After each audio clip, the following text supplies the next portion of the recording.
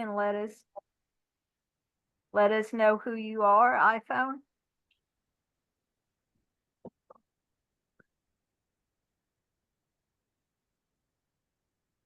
Again, iPhone 2. That's how your username is listed on the Zoom participant list. Could you please unmute and say who you are? Yes, my name is Gabi Zinga. Thank you so much. Quick question before we get started. This recording will be made available to us later? Yes. Okay, thank And you. it will be on our YouTube channel also, but I will send a link to the recording to everyone who registered. Thank you.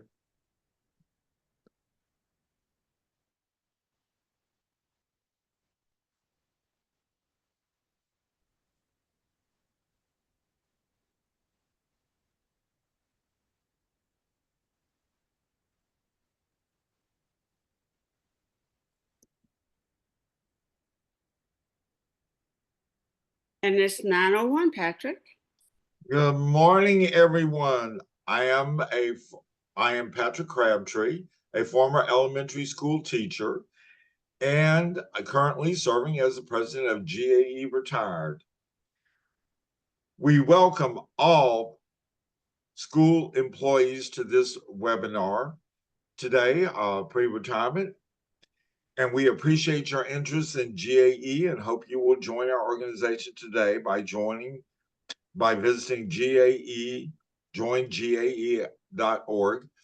And if you need more information, we will put our emails in the chat box so that you can join GAE pre-retired. You'll learn all about that today. Everyone, please note that you must receive prior permission from GAE Executive Committee or the GAE Executive Director before recording audio or video of this meeting.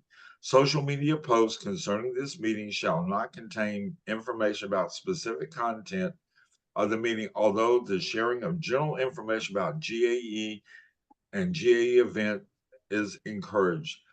Please be courteous to other attendees and request their permission before posting photographs containing their images. If you have any questions about social media postings of GAE events, please contact the GAE Executive Director or the GAE Executive Committee or the GAE Executive Director. Again, on behalf of GAE Retired, we are so glad you are here today. Well, good morning, everyone. I'm Tony Smith, a former elementary, middle, and high school teacher and the Vice President of GAE Retired. And today I'm going to talk to you a little bit about GAE NEA member benefits. So what you need to know is that one of the advantages of being a member of NEA is that you have NEA member benefits. And I'm going to ask you periodically what you're seeing on the screen. Do you see the NEA member benefits page? Yes. All right. NEA member benefits provides a plethora. Tony, it says about NEA member benefits. It's not the website page, so I may have misled you. Okay, let me reshare.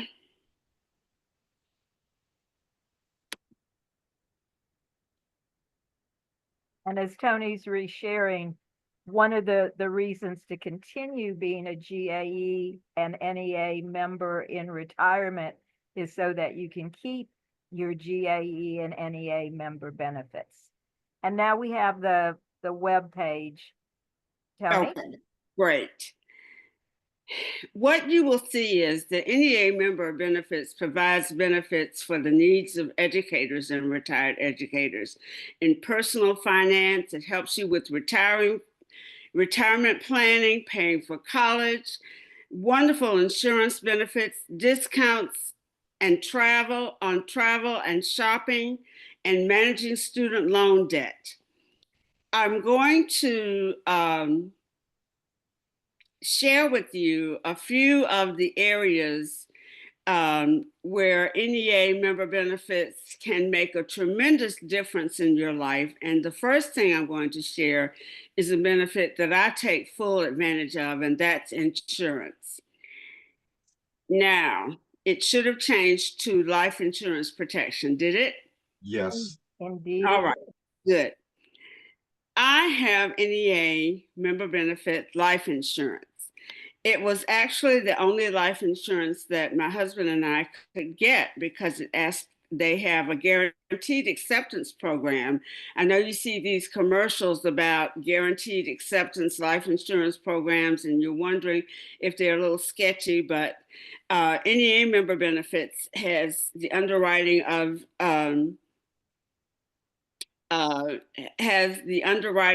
having been vetted by NEA. And so our life insurance is affordable and comprehensive. I also have NEA member benefits car insurance. It used to be with California Casualty, and they withdrew from the Southeast, and it is now with Travelers. And I have to tell you, I've used it. It's excellent. It's affordable. Nobody can beat their rates. I've looked at other insurance companies. I've looked at Geico. I've looked at Progressive. I've looked at Farmers, and nobody can beat the rates that NEA member benefits gives us. Additionally, I bundle it with my homeowner's insurance, and my rates are tremendous, and they are responsive and comprehensive. You can see too that you get a complimentary life insurance with NEA member benefits. And of course, new teachers get an introductory life insurance during the first 12 months of their membership. You can get flexible family coverage up to $500,000 and $1 million of trusted life insurance at a locked-in rate. You aren't going to be able to find that from a lot of other insurance companies. And it is the benefit of our 3 million members being a tremendous pool that can negotiate those kinds of benefits. The other thing I want to tell you about is travel. And travel is a tremendous benefit that a lot of our members take advantage of because there are discounts on flights, on cruises, on car rentals. I've used car rental discounts before, and they're substantial. Vacation planning, and you get complimentary $500 in travel bucks to save on car rentals, hotels, flights, and more. You don't use them all at one time, but they can make a substantial discount. You get Costco membership, which also has travel discounts. You get hotel discounts. It's a tremendous, and they have travel planners to help you plan your vacation. It's a tremendous, tremendous, tremendous advantage. And so are the discounts on things like tickets. I looked up Disney tickets yesterday, and they are $59 with a $20 meal voucher. I asked my daughter if that was a good price, and she said, absolutely.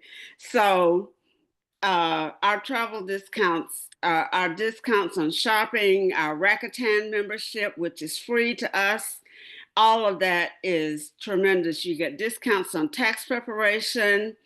You get the NEA discount marketplace. There are discount tickets on attractions all over the world. So NEA member benefits has the opportunity to pay for itself with just one purchase. The other thing that we provide are financial services like credit cards and personal loans. We offer college loans. We offer a way for you to manage your student loan debt.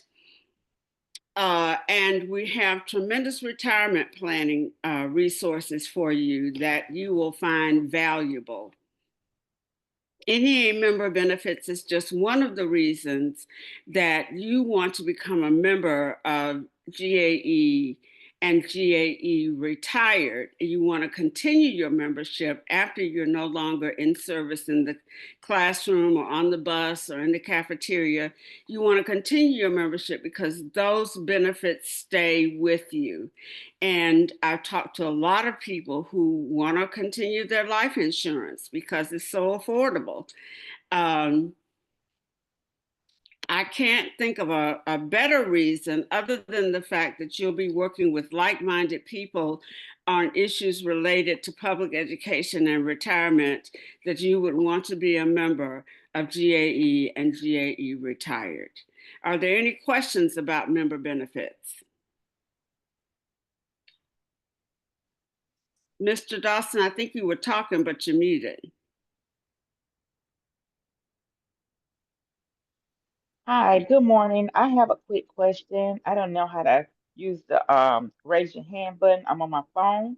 The information that you just went over, is that on the website for GAE? It's on the website for NEA. If you go to, and I'll put this in the chat, if you go to NEAMB for member benefits.com, you will go to their startup page and there are videos and all the navigation that I did was from that startup page. Okay, thank you so much. You're welcome. Yeah, I guess my question is, might be sort of silly, but what is it that is not offered to a retired GAE person as opposed to when you're active employment? Because it seems so similar. The liability insurance. Liability, yeah, okay. Yeah, the in-school liability insurance. Okay, basically. Yes, that's because you don't need it. And Correct. if you go back in service, because you can here in Georgia, if you go back in service after you're retired, then you would simply become an active member again. C. Smith, your hand is raised. Yes, good morning again. I just wanted to know, is the price still the same or is there a difference in the price? The price for For membership? retirement as opposed to being a member, active member, you know, before you retire, like presently? Lifetime retirement is $450 flat, and you're a member for life. You never have to pay another membership fee. And that can be paid in monthly installments based on when you join in the membership year. If you joined as a pre-retired member this month, your certified dues will be $75 a month and ESP dues will be $45 a month. And then at the end of August, you are all paid up and you never have to pay again. You will roll into retirement as an NEA GAE retired member. And the 450 is if you're retiring as an active member. If you do retire as an ESP member, an educational support professional, then that total lifetime amount is $270. Okay, so I have to wait until I retire to join, right? No, you can join today. You can join today, and I will put a link to the pre-retirement membership application in the chat for anyone who wants to download it and fill it out. But then I'll have two because I'm already a member. Well, not exactly. What it means is that when you retire, you will automatically continue your membership. It's not like you have two memberships. It means that you automatically continue your membership. The cost of lifetime membership is only going to go up. When I joined, it was $200. So, and I've joined my 5th year in education. I have been teaching for 5 years and I joined as a pre-retirement member for $200. And by the time I retired, it was $400. But I was already a lifetime member. All right, thank you. You're welcome. And I'll put that form in the chat while Patricia is presenting. We're now going to hear from Real District. quick, Tony, can I ask one question? On the Yes. credit card, do you know what the going rate is? Because I know it's significantly lower than Lowe's, which is 31%. I'm not sure, but if you go to neamb.com, it will have the little pop-up there about the credit card. C. Smith, do you have another question? No, ma'am, I'll put my hand down. Thank you. Okay, all Sorry. right. Now we're going to hear from District 2 Director Patricia Glenn Miller, who is going to talk to us about Social Security.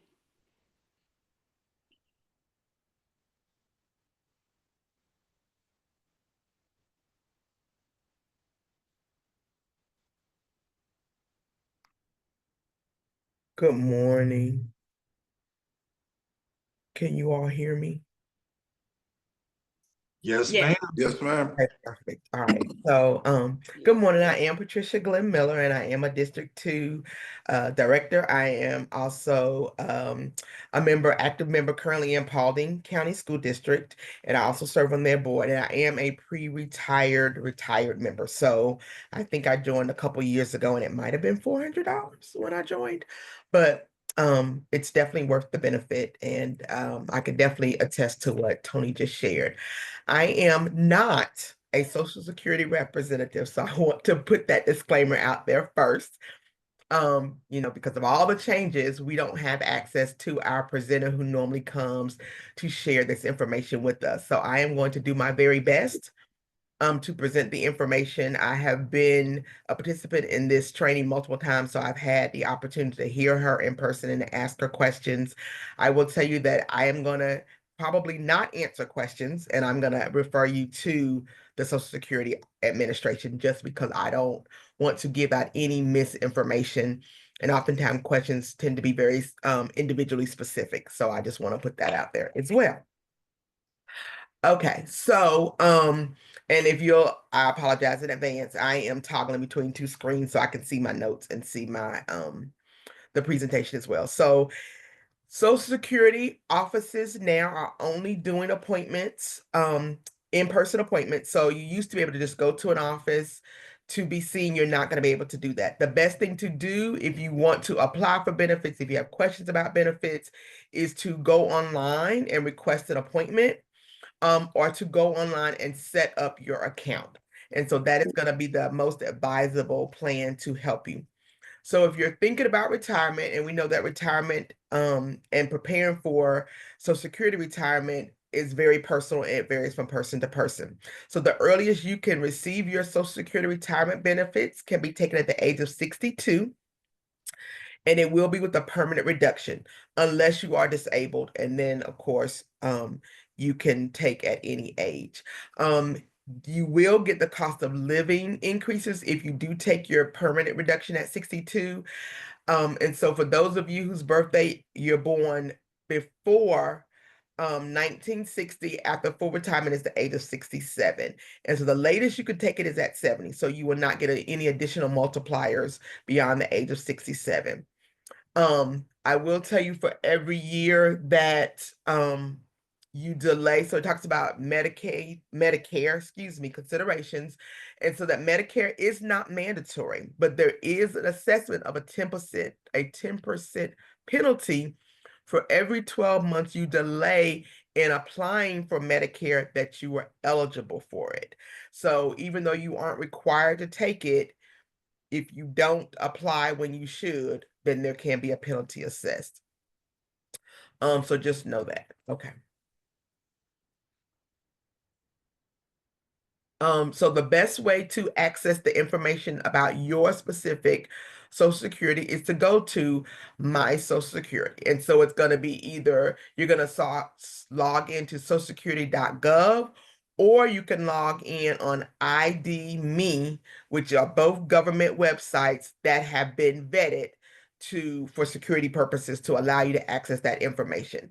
And so the things that you are able to do, you can do almost anything in those accounts, whether it's starting benefits, adjust benefits, make changes to your address or direct deposit, any of those things can be done within that portal. The only thing you cannot do if you are applying for benefits for someone else, whether it be like a minor child or even just applying for a Social Security card for a minor child or for someone else, you are going to have to make an appointment. You can only actively make changes to your own personal account within that portal.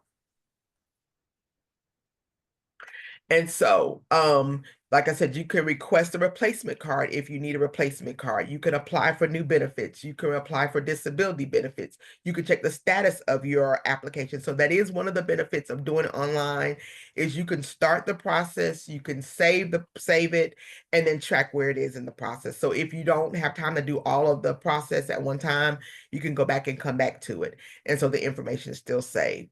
Again, you can make changes or start your direct deposit. You can get copies of letters. So any official letters that are going to be sent to you from the Social Security Administration are going to be inside your portal. So if you need duplicate copies of like your award letter, sometimes for different benefits or services that are needed, you'll have to request a copy of that award letter. If you can't find your physical letter that was mailed to you, those documentations are inside your portal, so you have access to that. If you need additional or replacement of your tax forms, those documents are also inside the portal. So it's definitely a benefit to go inside that. The portal will show you all of your previous working experience. And so for myself, I've gone and I'm not retired yet. I'm not near retirement, but I was trying to figure out after going through one of these trainings, I was trying to figure out how far back in my working history were considered credible years. And so for the year that I started working as a 15-year-old, all of that history is in the system. So you can go back all of your working years and see that history. So it's definitely a benefit to have an active account. And so what we know is that Social Security, how do we qualify for retirement benefits? What we know is that you can earn up to 4 credits each year.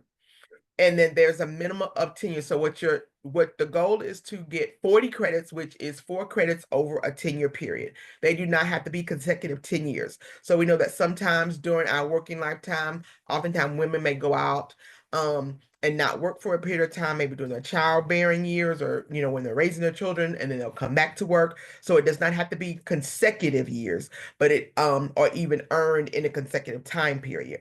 And so just know that when you go into the portal, you're able to see, how many credits you have, how many years you put in, what your earnings have been, and you're able to look at that information very specific to you. And so again, just another benefit of being inside that. Just trying to kind of see the notes because there's a lot of notes and there's a lot of slides. So I'm not sure how much time I have, Tony. So when I get close to it, if you'll let me know. Because I know our previous presenter, she was kind of having to go faster. Okay, give me 1 second. Okay, so you can, as a self-employed person, put in benefits. So if you have your own business, you can pay in Social Security. If you're working for an agency that pays in Social Security, if you're in the school system that pays in Social Security, that is how your benefits are collected because your employer pays them and then you also contribute. And so your wages are adjusted over time. And so when they're looking at determining what your monthly average benefit is going to be, it's over the highest 35 earning years. So let's say, for example, you only work the minimum, which is 10 years, or you have the 40 credits. For the remaining 25 years of earnings, those will be zeros. And then those zeros will be averaged in to determine what your monthly earning is going to be in retirement. So for every year that you work, and it doesn't have to be, if you're in a district, it doesn't take out Social Security, but you work part-time or you do some other work outside of the work that you do where Social Security is not being taken, that time still counts towards your time. And I did forget to mention that for those of us who were affected by the GPO WEP, you should now be receiving communication, or some people have already started getting their back pay for all of 2024, that adjustment. Some people are already now seeing their updated new payment. And so if you are not, know that process is being started. and you should be probably monitoring your portal to see where you are in that process. So just know that that is being rolled out, and I know that multiple people are already experiencing that update and benefit. So there's no longer the penalty in place. So just know that anytime that you have years where you have no qualified earnings that paid into Social Security, those are what those years will be counted as zeros into that total lifetime earning of the 35 highest years. So if you go back and work, let's say you retire from education and you go and work, because oftentimes we can retire from education in our 50s, but we're not old enough to get our Social Security benefits. So some educators will go and work in other fields or do other work where Social Security is taken out.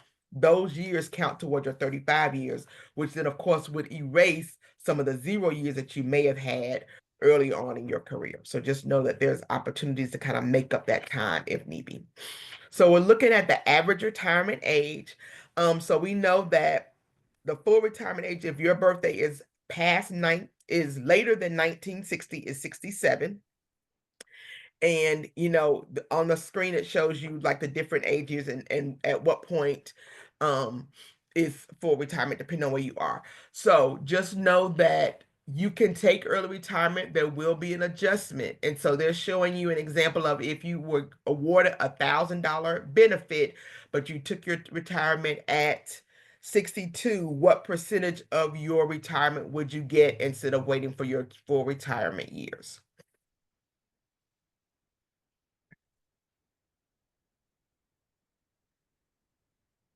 All right. So what is the best age to start receiving your benefits? Again, that's a personal decision. If you look at this example, this person, if they waited to their 70, they would receive $2,480. But if they chose to take their retirement benefits early, they could receive $1,400. Now, when they get to their full retirement age of 67 and 70, Social Security will go back at the age of 70 and look at any adjustments that might need to be made. They will look at that again when they reach full retirement age at 67, but know that in that time period, they will have an adjustment. But at full retirement age at 67, they would have gotten $2,000 in benefits. So it really is a personal decision. If you need the income early and want to take it early, then that would be a choice you make. If you could wait and you have other income sources and you want to wait until later to take your benefits, then of course you're going to get a higher payout. Some people, I know my mom was one of those, she had other income, but when she did the actuarial calculations, she was like over the life of her retirement, she would earn more money in total if she took her money early. So even though she had other sources of income, she was willing to take the reduced income so that she got her Social Security for a longer period of time.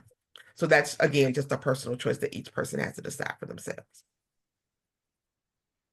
Okay, so the other people that could benefit from your retirement benefits, if you have a biological or adoptive child who is still in high school through the age of 19, they can receive your benefits. If you have a disabled child or disabled adult who was disabled prior to the age of 22, they can receive benefits off your benefits.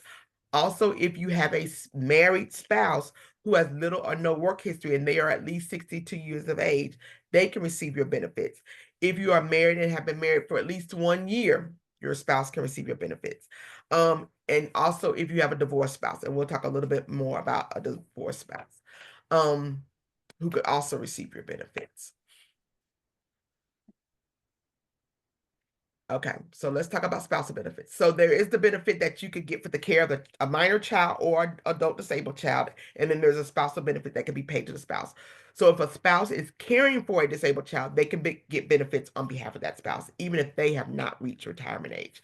However, but if you are looking at spousal benefits, so let's say your spouse has reached the retirement age, they are getting their benefits, and you are now at your retirement age, or let's say at least at 62. At 62, you can get 30% of your spouse's benefit. If you wait to your full retirement age, you can get a maximum of 50% of your spouse's benefits. So if your spouse is eligible for $1,000 of benefits, which they are currently receiving, you as a spouse who is now at full retirement age is eligible for $500 of that $1,000. If you choose to do it at 62, then you are only eligible to receive $300 of that $1,000 that your spouse is receiving. So just know that even within receiving spousal benefits, you have to look at what your own personal financial needs are to determine whether to wait to do it early at 62 or to wait until your full retirement age. Okay. So when we're looking at the chart, it kind of gives you an example of if you wait and you take it early, if you take, you're getting the reduced benefit, what that might look like. Okay. And so, like I just explained, if your spouse gets $1,000, they're already getting their $1,000. They already have to be at retirement age. You are eligible to receive up to a maximum of 50% of their retirement amount. And so you could get that. And then again, if you choose to take it early, then you'll be accepting a reduced amount of that.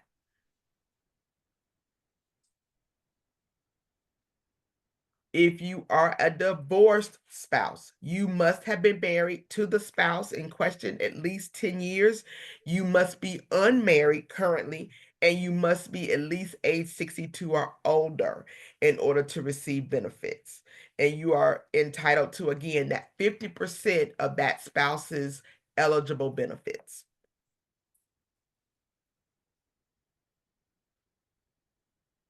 Okay. And so they give the example of Ricky and Lucy. So Ricky receives $1,200 a month, and Lucy wants to file for benefits, and she is eligible for $1,000 a month. Lucy would not qualify for Ricky's 50% because her own benefits are more than $600. So if she were eligible for Ricky's benefits and she didn't receive benefits, she would receive $600. But because under her own eligibility, she receives $1,000, she won't be awarded any benefits from Ricky. So I hope that makes sense. So then there's a second scenario with Luke and Laura. Laura is the eligible spouse who has $1,800 a month in benefits. Luke, is her spouse. He's already been receiving his benefits of $600, but Laura is getting ready to start taking hers. So 50% of Laura's benefits will be $900. So because Luke already gets $600 of his own benefits, he is awarded an additional $300 because of Laura's benefits, which would bring him up to 50% of her eligible benefits. And so Luke can get the additional $300, as well as any of their children who need benefits, who qualify for benefits, could also receive that additional $300. Now, if Laura for some reason chose to stop receiving her benefits, Luke's benefits would go back to his $600, and he would lose her $300 benefit, as well as their children would lose those $300 benefits. That is not the same if it's a divorced spouse. So not really sure why, but that's the way that goes. The divorced spouse would not have a reduction in benefits if the spouse that's being based, their income is being based on, discontinues getting benefits. Their benefits will not change. In the event that you lose your spouse, there are benefits available as survivor benefits. There is a one-time $255 spousal benefit. There is a limited amount of time that benefit can be taken, and it could be taken by either the spouse or a minor children, but only one person can receive that benefit. And so there is a time frame in which you must apply for that if you're choosing to take that benefit. So who's eligible for the survival benefit? So again, a minor child who is under the age of 19, still in high school, any unmarried or disabled adult children who were disabled prior to the age of 22, and a widow or widower may receive the benefit, a reduced benefit at the age of 60, or they may receive benefits at their full retirement age. As long as, and again, the divorced spouse may also get that if they are not remarried. So know that as well. Sorry, did I go back? All right. So now let's talk about the spousal benefits. So if you are a survivor and you take it at age of 60, you are eligible for 71.5% of the benefit. If you wait to your full retirement age, again, that will be 100% of the benefit. If you go at age 62, then you're able to get 82.5% of the benefit. And again, the latest you could take it is at 70, and there is no additional multiplier if you wait beyond that point to take the benefit. Okay. All right, so they're going to give you an example. So we know that sometimes when people take their benefit, they may go back to work. So the current year is $23,400 that if you are at full retirement age, if you're under full retirement age, you can earn $23,400 a year. If you earn more than that, you are going to have to pay back $1 for every $2 you earn above that threshold. Once you reach full retirement age, you can earn $62,000 without having the penalty. And once you go over that, then it's $1 for every $3. So they break down what it is in months. So this is the year that you are reaching retirement age. So if you, like my birthday is in June. If I am going to turn 67 in the year that I turn 67, if I earn more than $62,000, then I have to pay back $1 for every $3. But once I reach that 67 age, the following year, like well, I guess the year that I would turn 68, there is no limit.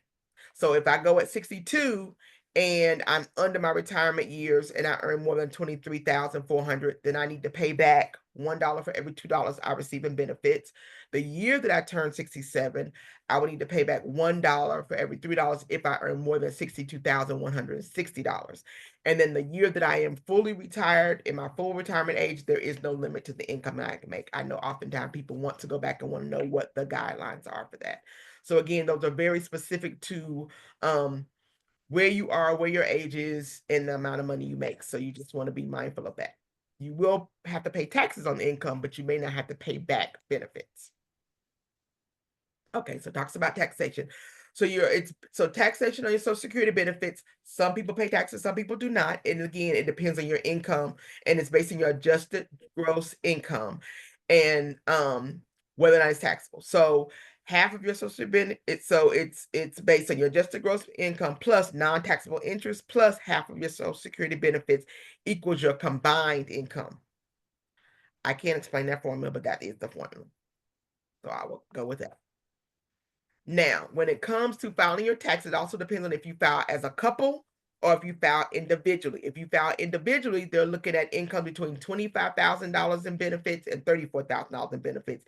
And you could pay taxes up to 50% of your benefits. If you file jointly and you and your combined spouse's income is $32,000 to $44,000, you could pay up to 50%.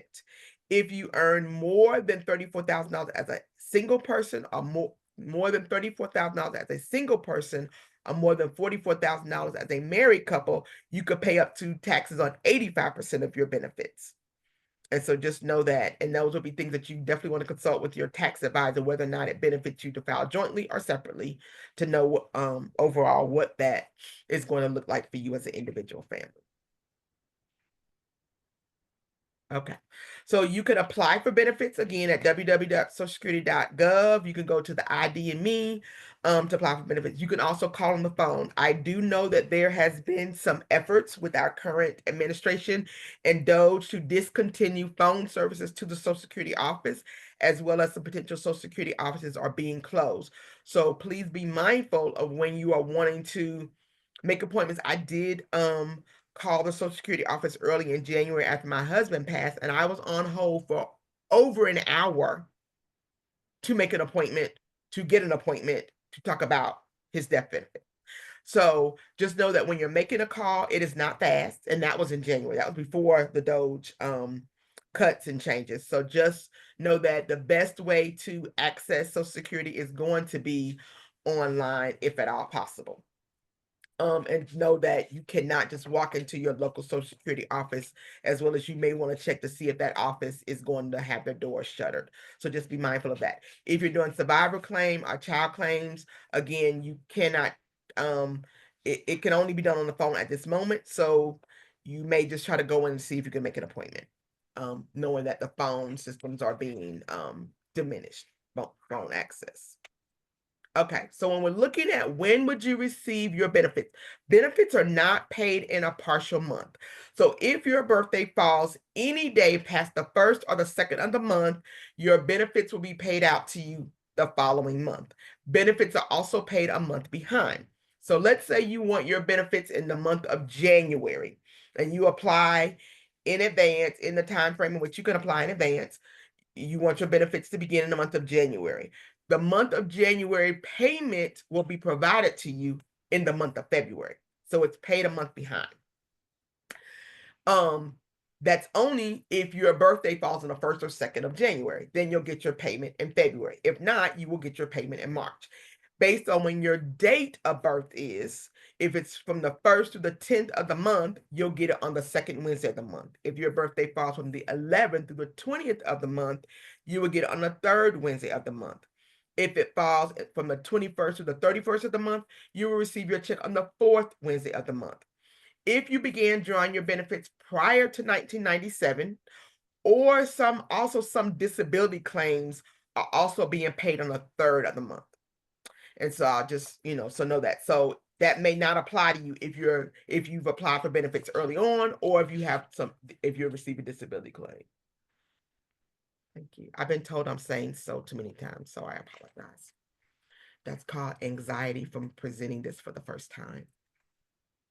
Okay, so let's talk about Medicare. So Medicare, all that Social Security does in regards to Medicare is take your application and take your payment out of your cash benefits if you're getting cash benefits. That is it. Social Security does not answer questions about the type of benefits you're going to get or the type of plans available to you. There, of course, is traditional Medicaid. And so you can go to Medicaid online to apply for benefits. And so that Medicare, I'm sorry, I didn't mean to say Medicaid, Medicare, you can go online at medicare.gov to apply for your benefits. You can also call to apply for benefits. There is a traditional benefit, which is Part A and Part B, and there are also Advantage plans. Social Security cannot answer questions about Medicare benefits and services. That is done through the Medicare office, okay? All right, so when you call the Medicare office, so when can you get Medicare? 65 or older, and you can and then also 24 months after you've been qualified for Social Security benefits. So if you go out on disability, you can begin to get Medicare 24 months after you are entitled to benefits. So sometimes we know your entitlement begins on the date that you apply. You may not be awarded benefits on the date that you apply. Sometimes it could take several months or an extended period of time, but they backdate your eligibility to the date that you apply. So even if you don't start receiving your Social Security disability benefits for some time after you apply, your 24-month eligibility entitlement time will start at the date of your application. If you have permanent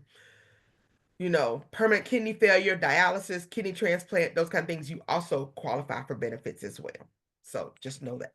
Patricia, may I interject something here? Yes, ma'am. Based on something that came up in the chat. There were questions about SHBP and the Medicare 6-month window. There is a 6-month window, 3 months before and 3 months after you're 65, that you have to apply for Medicare not to be penalized. Yes. But it's a total 7-month window. So it is the 3 months before the month of your birthday and the 3 months behind that you are no longer working. So if you are with state health benefits, they're going to notify you. So that is one thing that is a benefit of being with state health benefits. When it's time for you to apply state health benefits, it's going to notify you of that. But yes, you are eligible to begin applying 3 months before you turn 65 through your birthday, and 3 months after is considered on-time enrollment. Right. And SHBP is rolling out their in-person Medicare Advantage University meetings. And I just put the link in the chat to the file that gives you the dates for all and locations for all of those meetings. There is no replacement for going to one of these meetings or one of the virtual meetings. So open that link and have it sitting on your computer. So after this meeting is over, you can register for one of those sessions. And I would tell you, if you think you are even within 5 years of retirement, because my best friend has been on disability retirement and been retired for a number of years, and I've gone with her to those physical meetings. They are super informative and they help you with planning, because oftentimes we think about, again, I'm not ready to retire, but we often think like, I don't need to worry about that until I get to retirement. But there is literally planning that you should be doing in advance. I would say minimally 5 years in advance of you even beginning to think about retirement. So even if you know, like, I'm going to have my 30 years of teaching in the next 5 years, I will begin to attend some of those meetings, because you may adjust what you're going to do based on the information that's shared with you and based on where you are financially and based on where the economy is and just different things. So it gives you more choices and more flexibility, and you have a better opportunity to plan without feeling like you're in a tight squeeze and you're having to make a last minute decision. So it's definitely beneficial. And sometimes the benefits and what's going on changes. Like this year was the first year that retirees had to make a medical health selection, where in the past, whatever you initially chose, it would just carry over and you didn't have to make a change. But this year was the first year that everybody had to go in and make a decision.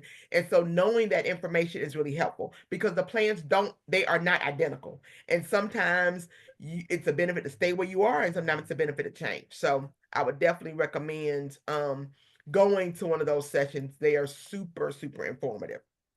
And again, if you receive Social Security benefits prior to the age of 65, so let's say you're disabled or whatever, you are automatically enrolled in Part A and Part B. And the premiums are deducted from your cash benefit. There's nothing else that you would need to do at that point if you're already receiving benefits. So let's talk about the enrollment period. So again, the initial enrollment period is 3 months before you turn 65, the month you turn 65, and 3 months following the month you turn 65. That is considered the initial enrollment period. Now, as long as you are insured under either you're working and insured or your spouse is working and you're covered under their insurance, you have up to 8 months at the end of that coverage to apply, and that's still considered timely enrollment. Now there's so we're talking about special enrollment. So that would be special enrollment that you need to apply if you've lost health insurance coverage and you are 65 or older due to like retirement or loss of employment. You have that 8-month window which to apply. So that means that you had a special change in your life, and that will be the special enrollment period. The general enrollment period happens every year from January to March. And again, if you haven't either applied during the initial enrollment period or the special enrollment period, then you may have to wait to the general enrollment period to apply. If you should have applied at some point prior to the general enrollment period, there is a 10% penalty for every 12 months that you did not enroll when you should have enrolled. And so just really be mindful of when you know you're going to turn 65, you just want to make sure that you're either covered either by state health benefit, because they're going to help you with that process, or if you're covered by your spouse, you want to make sure that you're paying attention and figuring out what you need to do in that case so that you are not going through that penalty process. Okay.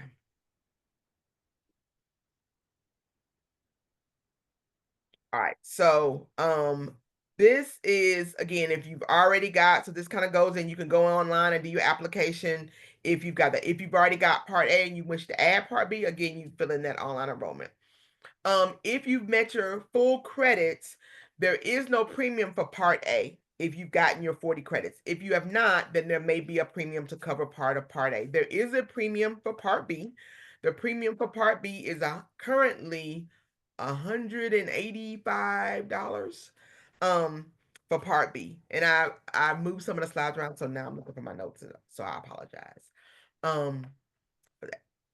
Okay, so that's what the traditional Medicare card looks like. They were sending out new cards to people because at some point it used to have the Social Security number on there. They don't do that anymore. So everybody at this point, if you are receiving benefits, you should have received a new Medicare red, white, and blue card. That's what the traditional Medicare looks like.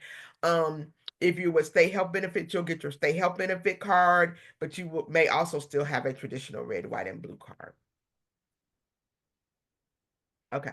If you are 65 and you are still working, again, you can have those benefits will come out of your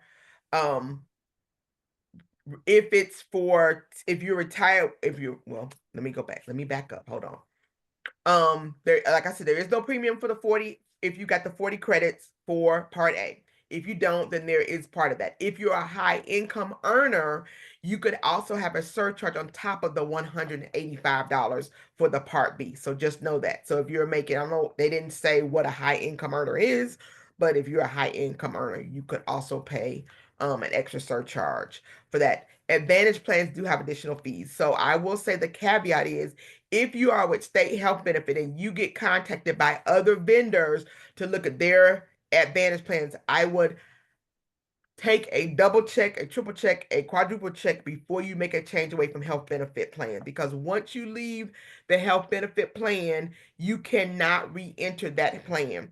And in most cases, and Tony can attest to this, there have not been market plans that are better, that serve our benefits better. So as educators in Georgia, the state benefit has the best plan for educators.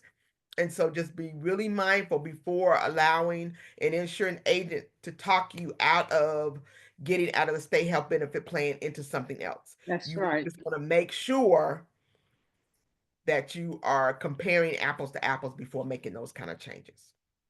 Okay, Tony, do you want to add to that? Never leave SHBP. Never leave it. You can't beat it. You can't beat it for coverage. They pay in and out of network doctors and hospitals the same. Nobody else does that. Everybody accepts it. Do not leave SHBP now or after you retire. Don't listen to anyone who tells you they can beat our plans. They cannot. Okay. So if you are still working at 65, you can apply for the Part A. You don't need the Part B because you've got state health benefit and you would have that, but that gets you enrolled in the process. Okay. And so that way there's no penalty for that you avoid the possibility of running into that issue. All right. So sorry, going in the wrong direction. All right. And so there's just, 2 months before you are going to retire, you definitely want to do the special enrollment process. So you want to make sure that you're doing that.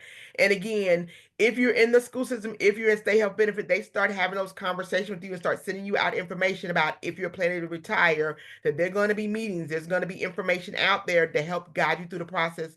But I definitely would not wait till the last minute to get that information, because again, the earlier you begin to plan, the more information you have so that you know what you're doing, and you want to make sure that you do not leave and retire without having your benefits in place.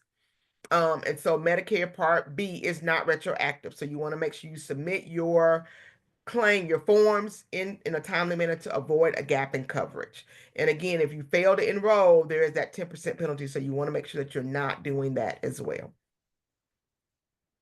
Okay.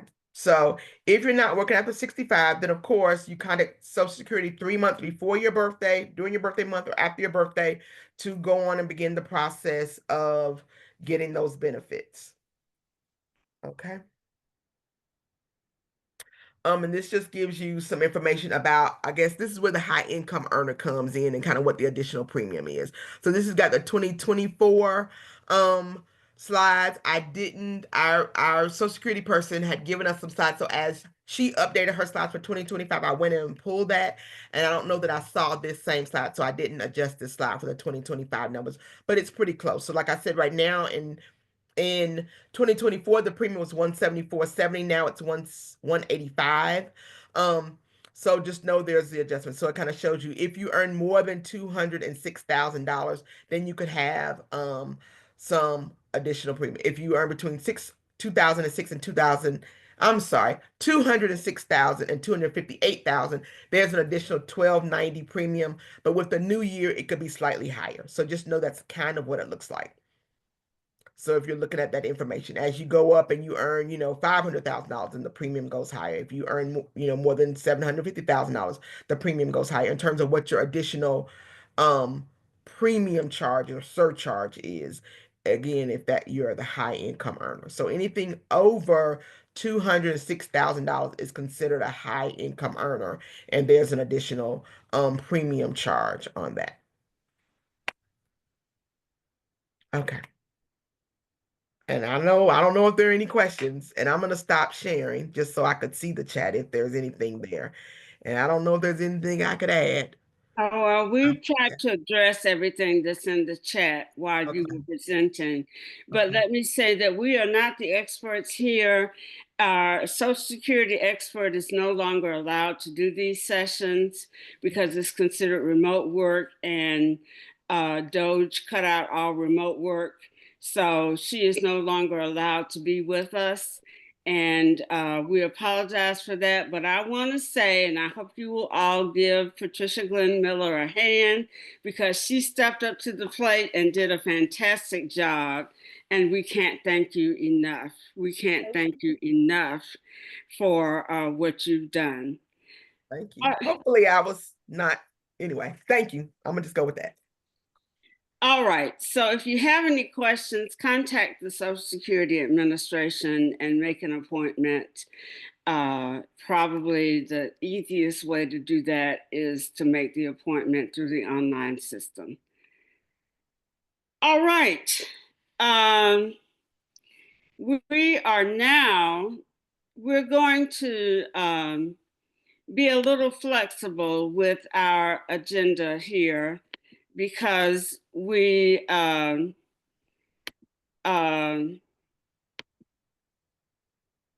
a little over with our Social Security because it was so important.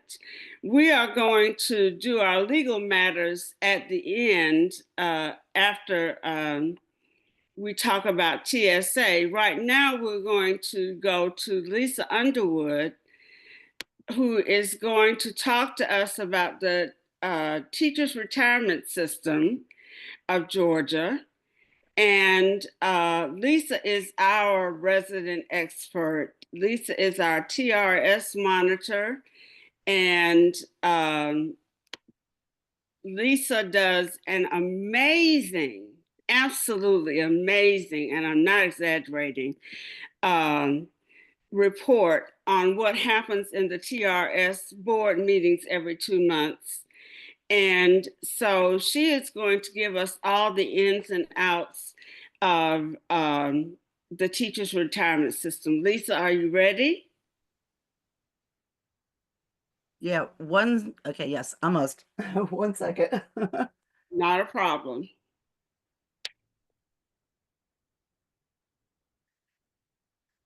Okay. Let's see. Oh, there's a video.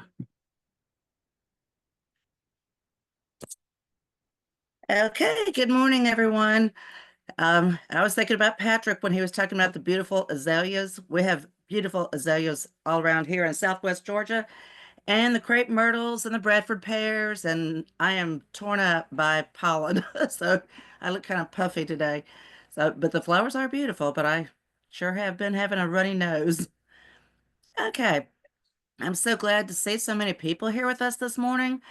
This is a very beneficial meeting for you to attend. Every time I go through these presentations and listen, even though I've been retired several years, I still learn something new every time. So we do appreciate you joining us, and tell all your friends and colleagues that this is something they need to pop into sometime. Okay. One of the things that we talk about at the TRS board meetings, our executive director, Dr. Buster Evans, mentions that most of our retired members do have a MyTRS login. Our retired members do have that, but about half of our active members have not created a MyTRS login. It is very important for you to go to the www.trsga.com and create a MyTRS login. There is a lot of information at this website. There are podcasts, videos. There's a pension calculator so that you can get an estimation of what your retirement benefit will be. There's just a wealth of information. TRS does a fantastic job at putting information out there for our members. Okay, next slide, please. Okay, and our next TRS board meeting is actually next week. So this information is from December, where we had our last board meeting in January. So our assets may not look exactly like this right now. As you know, we've had a lot of turmoil in the stock market. So in December, our TRS fund had $110 billion in assets. We expect that may have taken a little bit of a hit when we get this information next week. I will have all of that in the report that I will turn in to Patrick about next Thursday after our meeting. But I will tell you, just in my experience of being the TRS monitor, at one point in 2023, our fund in October went all the way down to $89 billion. At one point during COVID, it went down to $82 billion, but it comes back. Okay, they do a really, really wonderful job managing the funds. So if next week this 110 billion is down a bit, it won't have any impact on the people who are retired. And I'll talk more about that later. As of December, we have almost 251,000 actively contributing members. Those are our people who are still working in the school buildings, and you have on your pay stub where it has what you're putting into TRS each month. And then we have about 152,000 retired members. That is a very healthy gap between people who are putting in money to the TRS fund and the people who are taking money out of the TRS fund. So it's very sustainable at this level. Next slide, please. Okay, and again, these are just numbers that stay pretty. These numbers stay pretty stable. They go up just a little bit each year. The retirees, that's January 2025, 136,900 retirees. The average monthly benefit, as you can see, is $3,678. I will tell you, I've been retired since 2022. My retirement benefit is not that high, is not up to that level yet. And then we have people who have been retired for many decades who their average monthly benefit is most likely higher than that. Average service credit is about 25 and a half years. When I first went into education, I just thought everybody worked 30 years. I came in late, so I didn't have time to work 30 years because I didn't start teaching until I was 36. I mean, I guess I could have, but I didn't. I'm one of those who retired with 25. Average age at retirement is 60. Average age at payment is 72. That average is all of our people who are retired, those who retired when they're 52, and we have several hundred retirees who are more than 100 years old. So the average is 72 for all of the members put together. Okay, the total benefit payroll of $541 million. So that's the average total benefit that is paid out to our retirees.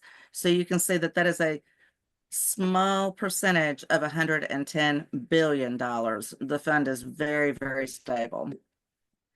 And most people receive their retirement checks with electronic fund transfer.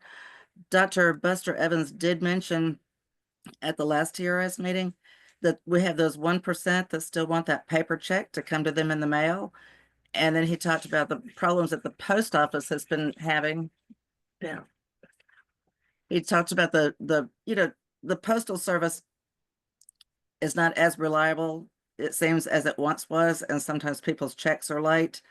If you do it electronically, your check is there when they say it's going to be there. It's automatically in your account. So when you do retire, it is best if you have it automatically deposited. Okay, next slide, please. Okay, and this is our net position. The net position is the amount of money we have in the fund. And this is just over 12 months from January 2024 to December 2024. And you can see that it goes up and down slightly. And but at the end of the day, it consistently moves up. Okay, next slide, please. Okay, now we're going to talk about the difference between a defined benefit and a defined contribution. So we'll talk about the differences between those. Okay, next slide, please. All right, the defined benefit, that is what we have from our TRS fund. Okay, a defined contribution is going to be your 401k or your 401b.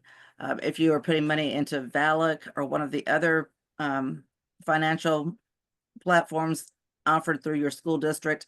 VALIC, Lincoln is another. I think the larger school districts probably have more options than the smaller districts, but the defined contribution is going to be your 401k. Okay, next slide, please. Okay, and here's our video. If it'll work for us. Let's see what happens. Yeah, sometimes it works and sometimes it doesn't. Sometimes it works and sometimes it doesn't. All right, do you see what is a pension, types of plans, and taxation? No, I do not. I just see the pension plan. Okay, hold on a moment. Let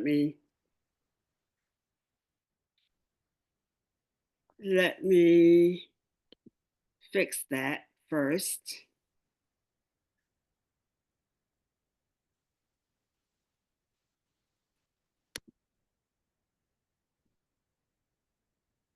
Now let's see if we can get the video to play.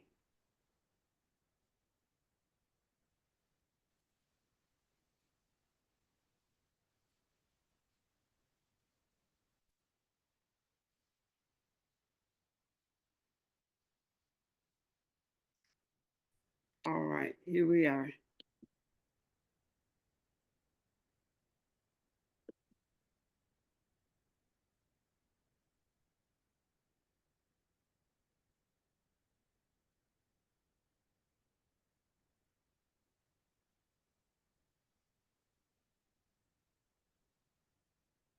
Do you see the video buffering?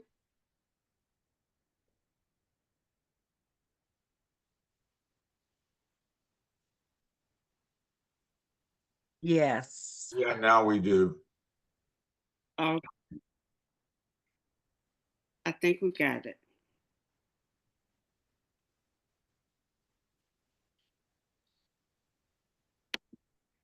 Pension plan is a retirement savings plan where an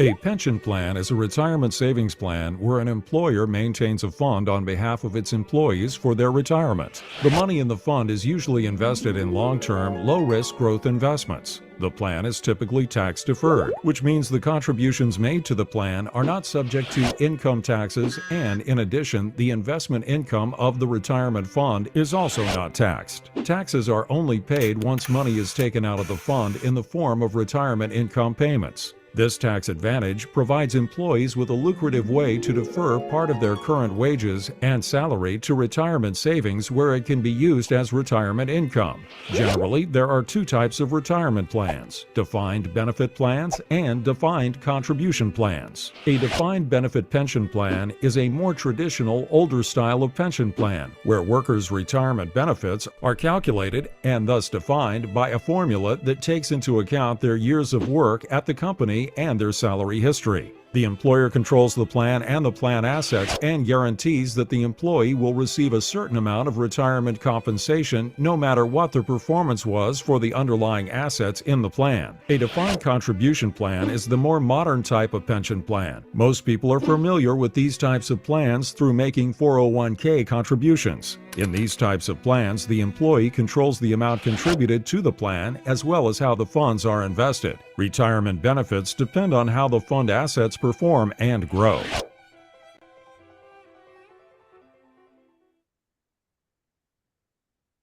Now let's see if we can get back to our PowerPoint. Carl.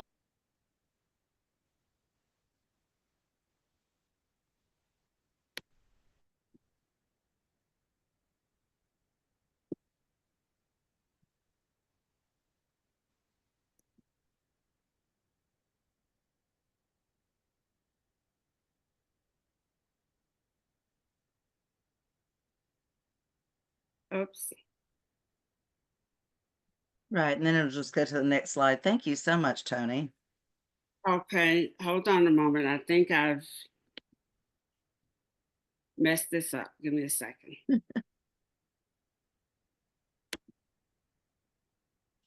The technology gremlins are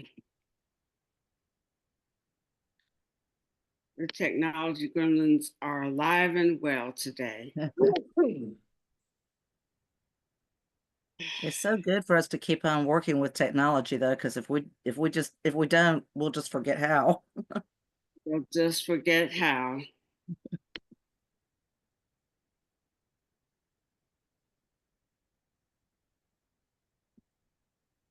I am going to try one more time to advance this PowerPoint, and if I can't, I'll do it the old-fashioned way. There we are.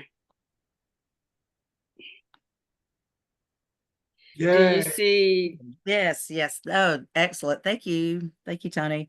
Okay, so our defined benefit, our defined benefit, which is our TRS fund, gives us a retirement income stream that's guaranteed for life. As I said, as I made a little bit of mention before, if next week when we have our TRS board meeting, if our retirement fund is less than $110 billion as it was in December, your retirement check will not change. It will still be the same. Our raises will still happen.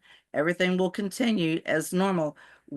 Whether that fund is at $110 billion or if it went down some or if it goes up, our retirement income stream, we know what it is. We know what our paycheck's going to be. We know that we're going to get raises every January and every July. Okay, if your defined contribution, your retirement income is not guaranteed for life. I do have some money that was in a 401b. I'm scared to look at it right now, so because I'm pretty sure it took a pretty good hit. So if I was dependent completely on that 401k for my retirement, and I was taking a certain amount out each month, it would not be guaranteed. If it went down a good bit, I would not be able to take out the same amount of money that I was trying to live on. So our defined benefit is guaranteed, and that is a wonderful thing. As several retirees and I have talked about, how thankful we are to have our TRS fund, especially in times of a rocky stock market. Okay, next slide, please. Okay, your defined benefit, your TRS contribution comes out of your paycheck each month, and it goes to your school district. The school district is responsible for sending that money to TRS, and the employer also puts in money to TRS for you. And we'll talk about that on another slide. With your defined contribution, that's your 401k or 401b, your VALIC or something like that. You are responsible for investing the contributions. You decide how much money you want taken out of your paycheck each month. If you have anything taken out, you decide, you get together with your representative from VALIC or whomever you use and decide how the funds will be invested. And you are completely responsible for all that you do with your defined contribution. All right, next slide, please. As I just said a minute ago, your defined benefit, your TRS, the amount of income is known. I know what my paycheck from TRS will be every month. With my 401k, the amount of money I have in there is not known. All right, next slide, please. The defined benefit, we have inflation protection and there's a survivor benefit built in. There are a number of options you have when you choose to receive your TRS retirement. You know, you can choose to take a little less and leave some of the money so that your spouse can still get some of your pension if your spouse outlives you.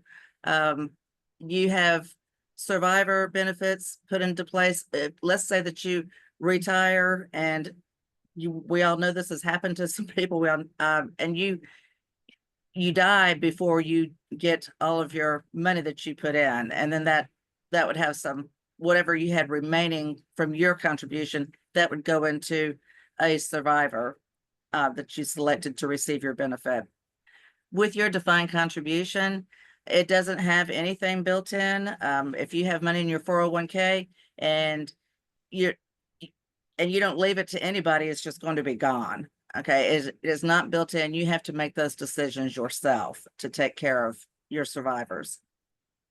Okay, next slide, please. Okay, one of the wonderful things about our defined benefit plan, okay, I worked in industry for a while before I became a teacher. I had a lot of teachers in my family. I had aunts, my mother, all kinds of relatives who were retired educators. And over time, I'm just looking at them traveling in the sun, you know, going and doing all these things, and just seemed like they were having this great retirement.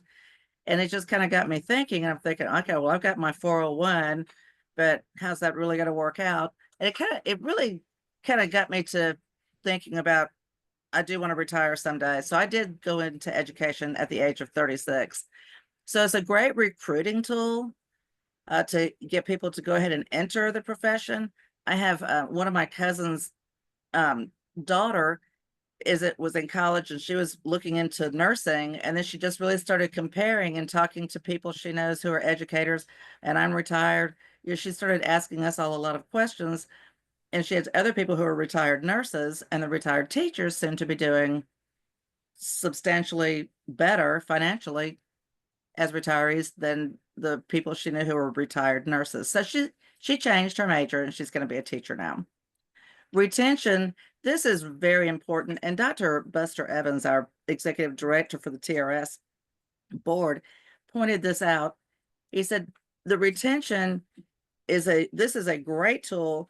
You know, you get to those years where you may be about halfway, you know, you're maybe 15 years into your career, and, you know, you had that bad year, had those kids that drove you crazy, and just are thinking, am I in the right thing? And I'm not going to really be able to make it.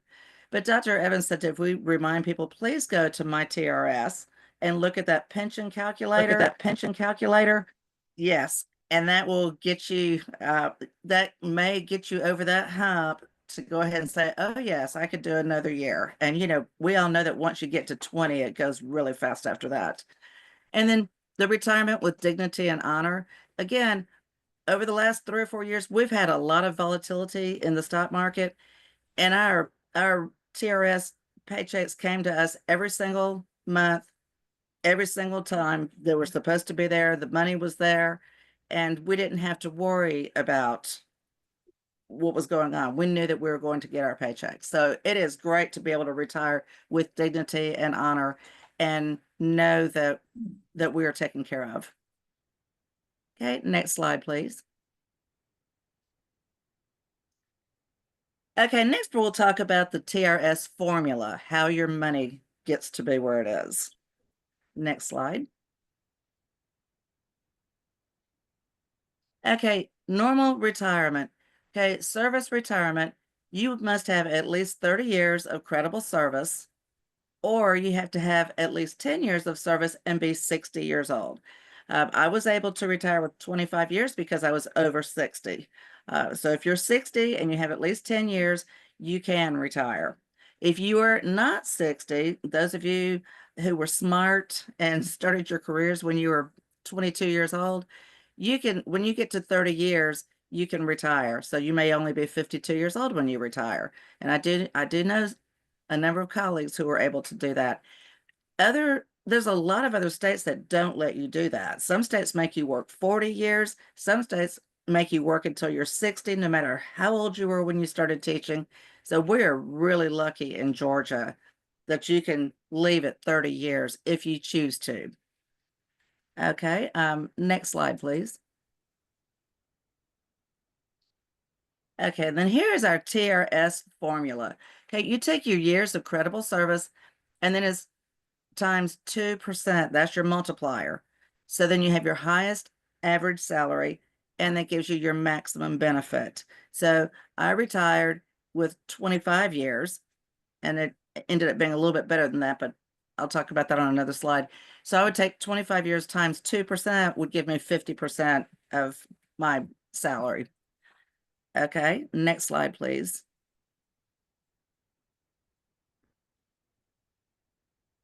Okay, so if you have 30 years of service at 2% per year times 50,000, if that was your highest salary, that would give you a retirement income of 30,000 per year or 2,500 per month. Okay, so they would take your years of service times your multiplier of 2% per year, and that would be your highest average salary, which may not be your last two. Okay, just your highest average salaries. All right, next slide, please.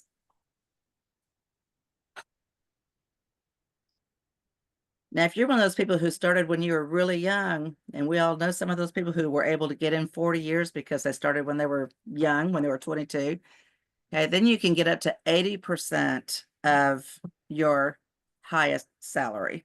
So it'd be 40 years times 2%.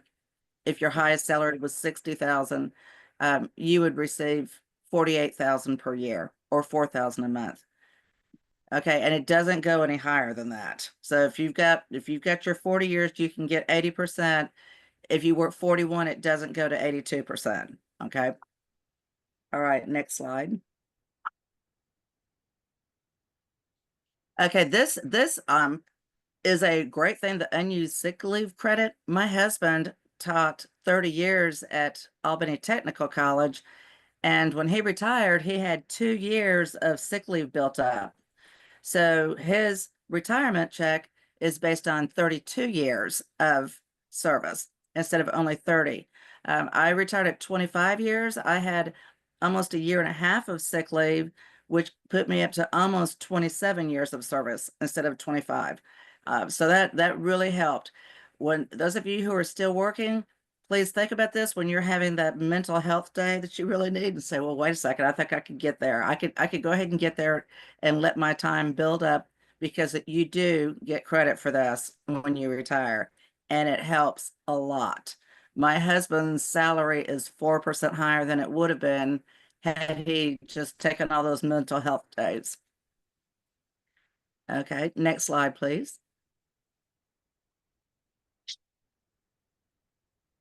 Yes, 9 months of sick leave, it equals 1 year of service. So if you have 20 days of sick leave is 1 month. Because we work 5. Was there a question?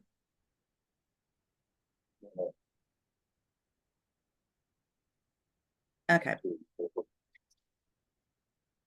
Okay, there was legislation in 2020 to eliminate the unused sick leave credit, and they were going to have people who were employed after July 1st, 2020, they were not going to get that benefit. You know, that was just a really terrible piece of legislation. You know, we want our people to come to work. I mean, we need our educators to be in the school building. And if they have no motivation, they don't have any motivation to save their days for their retirement, then they're going to say, I'm going to take all my 10 days. I'm going to take my days, and they're not going to be at work. And that is terrible for our children. So thankfully, we were able to beat this piece of legislation, and it did not pass. Okay, next slide, please. Okay, cost of living adjustments. And I made a little mention of this earlier. We know that with our current, the way the law is now, retirees receive a 1.5% raise every January and every July, which starts building up pretty fast. Those of you who have been around for a while, you know, we had a bad crash about 2008. I have an aunt who retired at that time, and then we didn't get raises for like 8 years or something. When she retired, she made less than I made. And then by the time I didn't get raises for 8 years, and she got 1.5% raises every January and July, she passed me pretty fast in about 3 or 4 years. So those raises are very important. I also did not realize that some people in other states, they get their retirement check. That's what it is. They don't ever get another raise. And with us, we do. So we are very lucky. Okay, next slide, please. Okay, and then how is TRS funded? All right, next slide.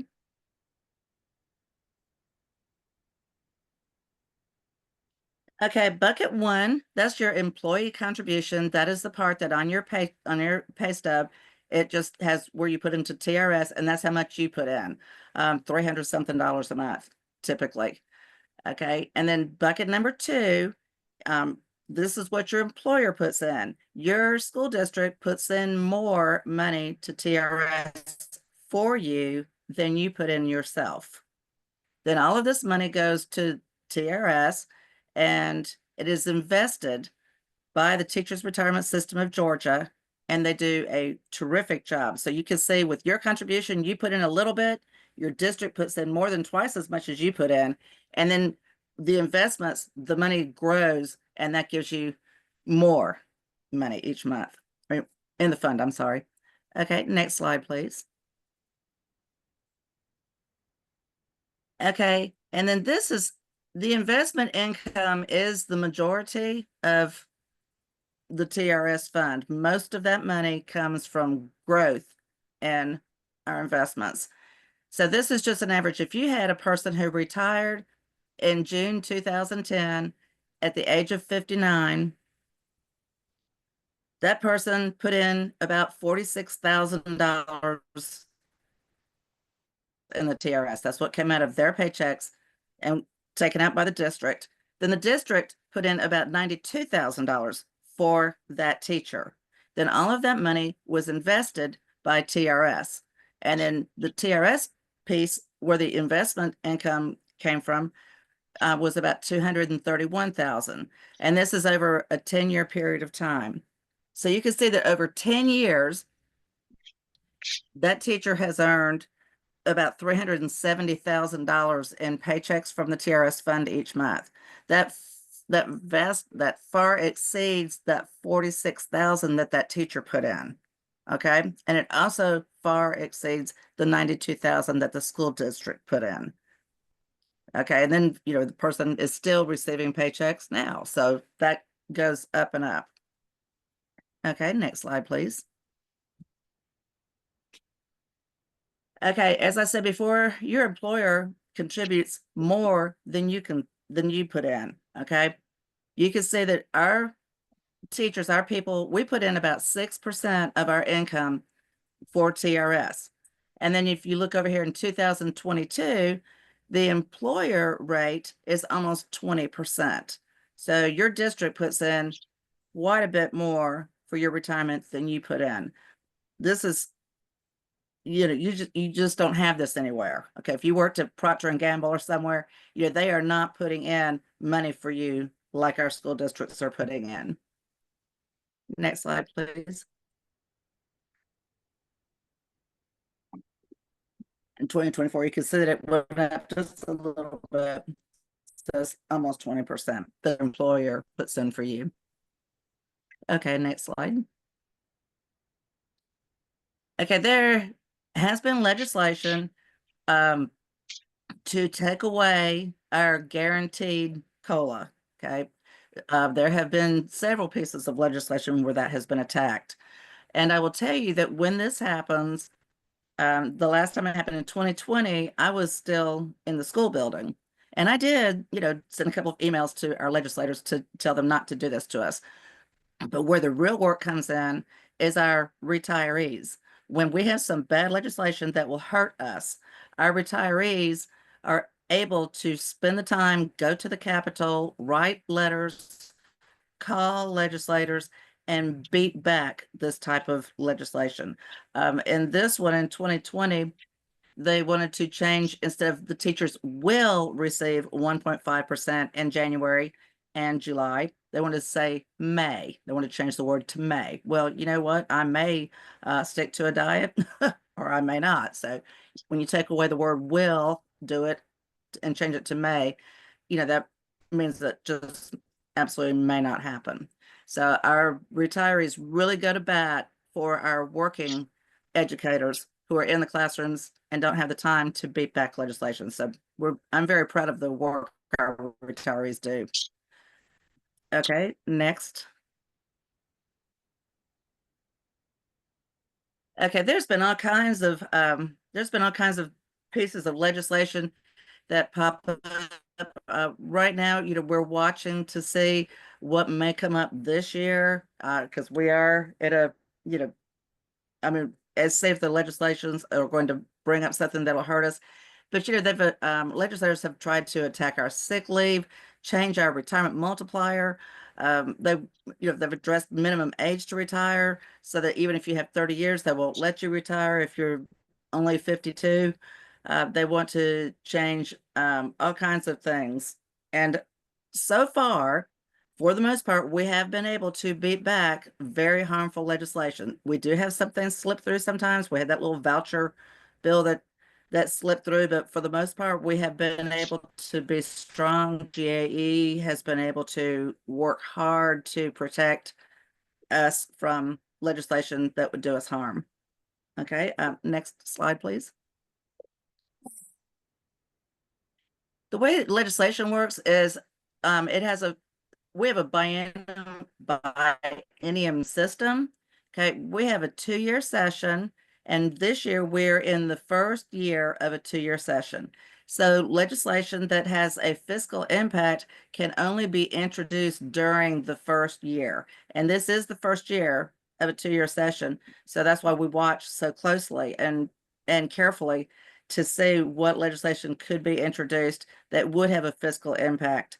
And then that legislation could not be acted on until the second year of the 2-year session. Okay, next slide, please.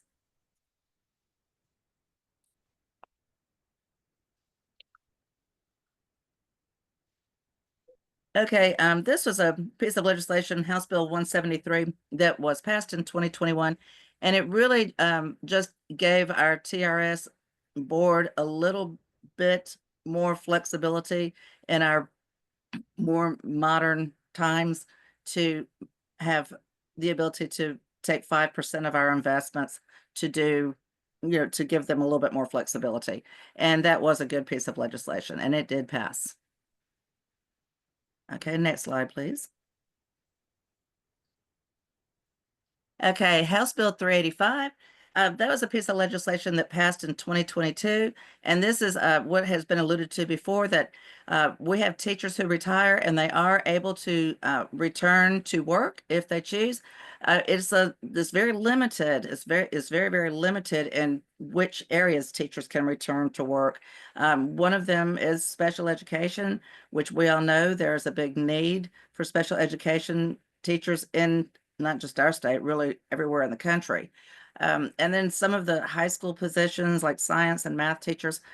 When I retired, I was in an elementary school and we were having a heck of a time finding kindergarten teachers, but they're not the ones who are allowed to come back to work with this piece of legislation. This is due to sunset, I believe, next year. And Dr. Buster Evans did. I'm sorry. Yeah, you're right. Okay. And then, you know, there should be legislation this year that should extend this bill so that the teachers who want to return to work can, or the ones who have returned to work can keep on working. And hopefully it would be expanded to include more areas so that people can come back. Because it's my understanding that across the state, you know, we've got teacher shortages at every level, you know, elementary school, middle school, high school, you know, not just special education. So hopefully this could be expanded and allow more teachers opportunities to return to work. So we'll just have to keep you posted on that. All right, next slide, please.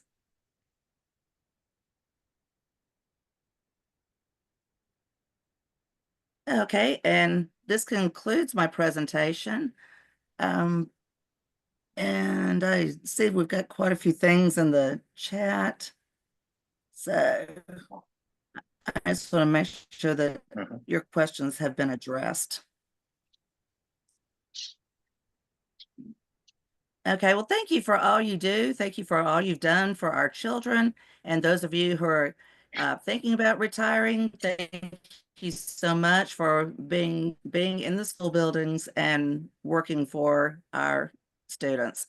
You know, we need an educated population that makes life better for all of us. Okay, thank you so much.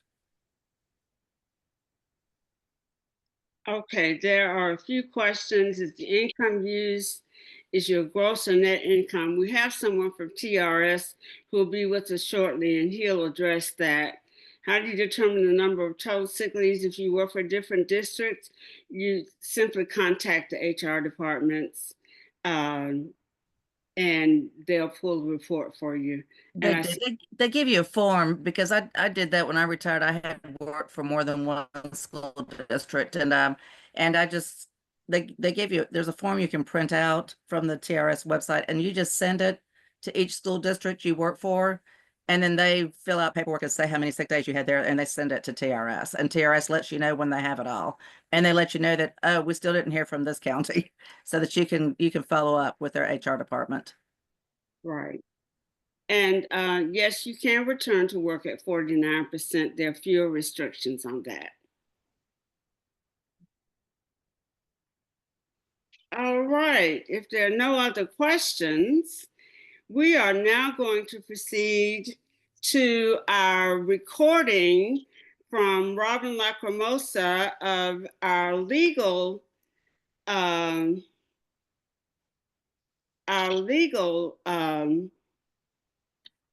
part of our program, and you won't be able to ask questions here. This is a recording. However, there is some very important information provided that you are going to want to hear, and the contact information for the presenter is in the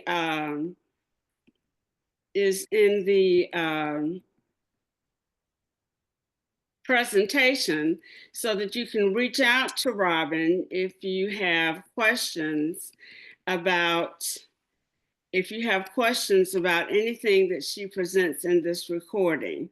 So I'm going to share my screen again, and I will ask you if you see the recording.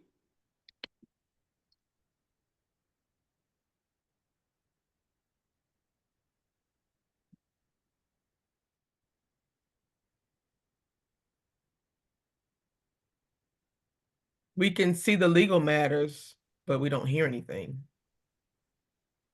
Okay, let me share my screen. Stop. Good morning. I'm Robin. I'm Life Care Coordinator with Kimbrough Law, which is an elder law firm. We have offices in Athens and Gainesville. Thank you for inviting me to come and present to you guys today. So I wanted to talk about basically legal, financial, and care plan after you've retired and are in need of some of these services. So what do we mean when we say estate planning? there's 3 documents that we refer to as estate planning documents. These are documents that we actually recommend everyone over the age of 18 have in place. The 3 things that everyone should have is a last will and testament, financial power of attorney, and an advance directive for healthcare. So we're going to explain a little bit more about what those are and why they're important. So the last will and testament, basically you want to say what your wishes are for any property, assets, jewelry, anything that you own, what you want to have happen with that after you pass away. For people who do not have a will when they pass away, Georgia law determines how your property gets divided. Most people assume that the spouse gets everything, and unfortunately, if you do not have a will in place, that is not true. You can see here that 1/3 of it goes to the spouse and the rest gets split among your children. So if you do not have a will, it gets a lot more complicated for your family. They have to petition the probate court. They have to advertise to be able to close out your estate. I think we've all seen the advertisements in the newspaper of, you know, so-and-so passed away and here are their belongings. They have to get a court order to be able to sell anything. Remember, every time you go to the court, there's usually a fee associated with that. And one of the things that I think a lot of people don't realize is it may have unintended consequences for the children or a spouse. So if you die without a will, you maybe are estranged from a biological child, but you have a stepchild or a niece or a nephew who you consider to be your child. If you do not have a will in place, they may unintentionally be left out of what you would have wanted them to receive. When you do have a will and testament in place, you know that everything goes to who you want it to go to. It's a simple probate process. It's a lot less challenging and expensive for your family to be able to close out your estate. You don't have to go to whoever the executor is has to go to the court and be named the executor, but you don't have to go through the court systems to be able to basically sell your assets and close out your estate. The financial power of attorney. This is also called the durable power of attorney.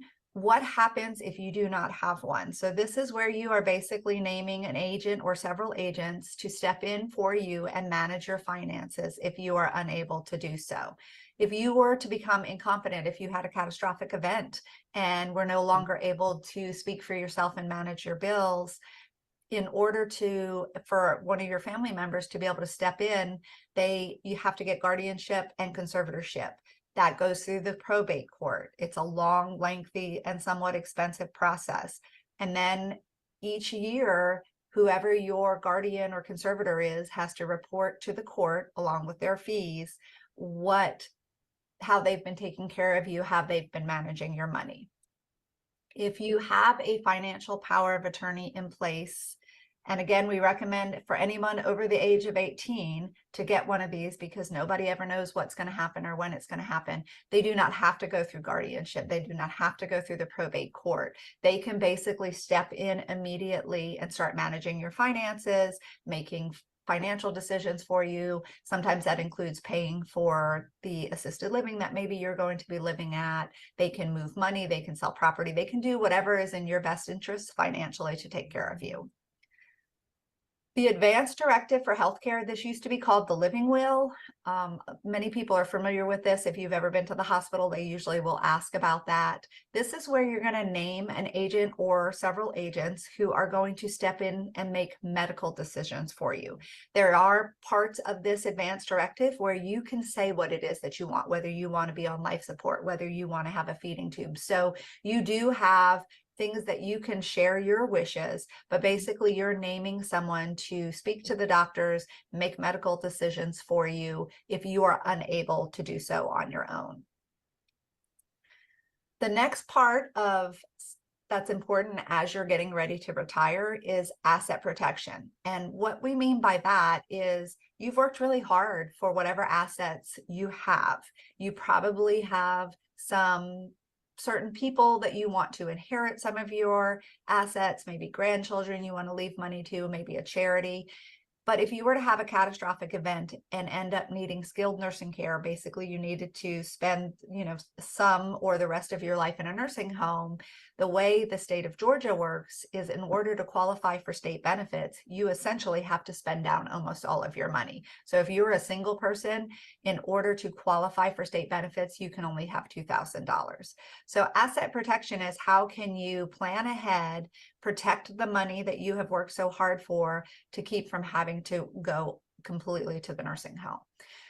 It gets a little complicated. People think, oh, I'll just transfer things into my children's names. Well, it's not that easy. Medicaid does a 5-year look back. So they've basically figured out that, we don't want people to be able to just give everything to their children and apply for state benefits the next day. Sometimes there's unexpected consequences. What if your child is maybe single and then marries someone who you don't trust, or something happens with your child and they start using your money? So you want to be really careful how you protect your assets. The trust is one of the ways that people a lot of times will do that. They will put their assets into a trust, which then protects them from not only Medicaid, nursing home, but also from liabilities as well. So some of the reasons that you would need to talk to an attorney about asset protection is there's a lot of complications that go into it. And like I mentioned, it's not a good idea to just transfer everything to your children, because then really you have no control over how they spend their money. If they get divorced, if they get married, and I have had clients who have said, my daughter got married to somebody that I really don't like and I really don't trust. So those are all the things to think about. But these are things that you want to think about as you're moving toward retirement, about how you can protect the assets that you have. Medicare. This is one of the things a lot of people, I think, don't really understand, is that, and I'm just going to mention it briefly, Medicare does not pay for long-term care. So when I talk about needing skilled nursing care, or even if you need to move into an assisted living or memory care, Medicare does not pay for that. Medicare is great. It pays for a lot of things, but it is basically designed to get you better and back at home, back into work, is really how Medicare started. Unfortunately, we are seeing a lot of chronic illnesses, and Medicare does not cover for those, such as Parkinson's, Alzheimer's. So really think of Medicare as a rehab. It was designed to get you back out of the community, back to your home, back to work if you're still working. And so it is very limited. It does not pay for you to have an aide come into the home unless they are related to having physical therapy, and it's very short term. So that is why the asset protection can be really important, because Medicaid is the state benefit that does cover long-term care, does cover some of those things. So just don't assume that Medicare is going to take care of you if you have a chronic illness or a catastrophic event. The VA pension. So as you're getting ready to retire, a lot of folks, of course, become concerned about money, understandably so. So one of the things that we always want to make sure that everyone knows about is the VA pension program. And we call this the Aid in Attendance. This has been around since the 1960s, but we say it's one of the best kept secrets of the VA. And that's basically because they don't really publicize it, because they don't necessarily want to have to pay this out. So what is this pension? So for particular wartime veterans who served during specific war times, sorry, I thought the war times were on there, but they're not. But there are certain war times. These are the wars that are covered. The dates of service for the people who serve during these may make them eligible for this pension. So this pension is basically based on 3 things. One, the first and most important, is your dates of service. The reservists, unfortunately, do not qualify under this. You have to have been full-time military and served during these time frames. The second part is related to age and health status. You have to be at least 65 and retired, or actually, interestingly, the VA considers you disabled if you're over 65. So there's that. But there's some certain health requirements that go along with it. It's a pretty low bar. If you use a cane or a walker, if you have grab bars in your shower, any of those kind of things can help you qualify for this pension. If you were married to a veteran and they have passed away, there is a surviving spouse benefit as well. So you need some assistance with activities of daily living. And then the third part is financial. Now, if you just look at the VA website, it can be really complicated and it makes it look like, oh, you're just automatically not going to qualify. And that's why we always encourage people to call us and talk to the attorney, because there are a lot of different unique situations. There's things that you can do to structure your finances that you will be eligible for this pension. So we always encourage folks to give us a call and we can talk with them about this. So what is the amounts? It's a lot. And that's part of why we always like to share this information about the pension, because this can be really life-changing for a lot of people. So if you're a married veteran, the benefit is $2,642. That's tax-free every month for the rest of your life. And then if you are a surviving spouse, it's $1,432, tax-free every month for the rest of your life. So it's a big deal. There's a lot that goes into it. If you ever have any questions, just give our office a call. We are happy to talk to anybody about this. We are very passionate about sharing this information with everyone, especially, of course, people who are a veteran or know veterans. So anyone can give us a call and we can kind of walk them through the details of this. We just want to make sure everyone knows about it. The last thing that our firm does that's a little bit different is where I come in. So I'm basically a geriatric social worker, and I do what we call life care planning. So life care planning is basically a holistic elder-centered approach to elder law. Mr. Kimbrough, who started our firm, was doing a lot of legal and financial work, but then people would be asking him care questions. How do I know when to move mom into a community? What do I do? I don't live in the state and my parent is getting older. And he recognized that there was a need for this. So he brought on the care coordinators, which I'm one of. And basically, we are kind of the intersection. So we work with the attorneys to address the legal, kind of the estate planning documents we were talking about, how to protect their assets, but then also what kind of care are they going to need? What is that going to look like? So for folks who maybe have a chronic illness or they have a memory impairment, I can work with the attorneys and kind of set up their care plan, working with the attorneys to look at their assets and make sure the legal documents are in place, and basically help them live the best life however it is that they choose to. Most folks choose to be at home for as long as possible, and that's one of the things that we really work with. So the benefits are you get the right care at the right place. A lot of times if we step in sooner rather than later, we can set up services that can help you remain in the home as long as possible, which is, like I said, what everyone wants. We provide benefits for the caregivers. I have a client who lives here in Athens and his daughter lives in Texas. He doesn't want to leave his home. So I am kind of the boots on the ground, and I go in and check on him and make sure that everything is actually going well. And the daughter calls me whenever she needs something. And basically life care planning puts you in the driver's seat. So I always suggest don't wait until things have gone sideways. Try to get ahead of all of these documents. These are documents you should have in place before you need them. The asset protection does require pre-planning, and then life care planning helps you kind of come up with a plan for where you are now, and if you have some chronic illnesses, how you can remain in your home as long as possible if that's what your wishes are. So that is kind of our what our firm does.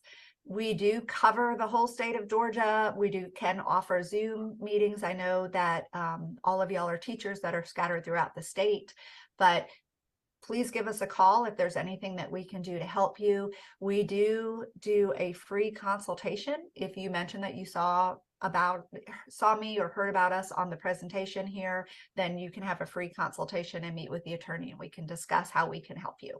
So thank you so much. Thanks for the work that you do.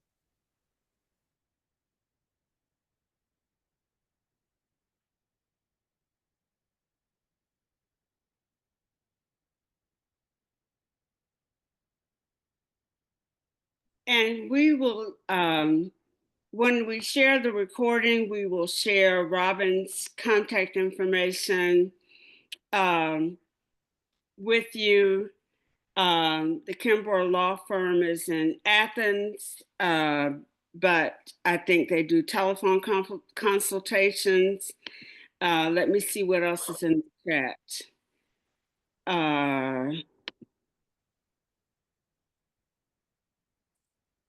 Rachel, your question about survival benefits, beneficiary, you can name anyone you wish to be your beneficiary with TRS.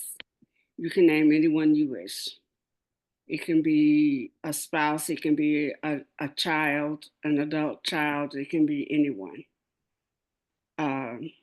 that you wish can be your TRS beneficiary. All right, we are ahead of schedule.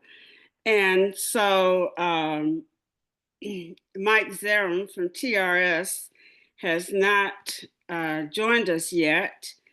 So we are going to take questions about anything that you've heard today that you have additional questions about until Mike gets here with us.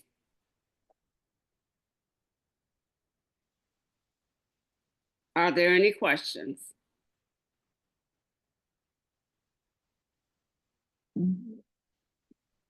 Yes. I see someone trying to speak, but. Tony, while we're waiting on them, I would like to address something that affected you and me, and that was the windfall elimination penalty and government pension offset. The government pension offset affected you, and the windfall elimination affected me. 40 years ago, Ronald Reagan put this in place, and thanks to Tony, who got the ball rolling, and GAE retired, and GAE, we got NEA to start a cadre, and we were able to defeat and repeal this. It cost, they gave us 1 year retirement money back, plus it will increase the money that they were taking out. In my case, I got a check for $5,631. That's what they were cheating me per year. Now, I've been retired 9 years, so they kept that 8 years of it. I just want to say how proud I am, because now my paycheck will go from $550 to $968 per month. That's a significant increase in salary. But I wanted to compliment what we, the retired of GAE, has done, and in concert with the actives, that you will, those of you that have not retired now, will not have to go through what we have gone through. Tony, you want to share what you, how it affected you? Well, I was affected by both GPO and WEP. My Social Security benefits, I worked in a system that did not pay into Social Security, but I had other jobs. Teaching was a second career for me, and I had other jobs while I was teaching that paid into Social Security. So I was due Social Security benefits, but they were greatly reduced because I received a pension from TRS. Also, it meant that if my spouse predeceased me, I would not receive any survivor benefits. Thanks to the repeal of those two pieces of legislation, now when you retire, you will receive both your Social Security and your teacher's retirement system pension if you worked in a system that did not pay into Social Security, but you have your 40 quarters of credits to receive Social Security benefits. So what happened is that not only did the legislation get repealed that opened up our Social Security benefits, but we were paid retroactively 1 year all of the benefits that we had been penalized for because of GPO WEP. And it also means now that if my spouse predeceases me, I will receive survival benefits from Social Security, which means I'll be able to continue to live independently. And I would not have been able to live independently if I had been deprived of those survival benefits.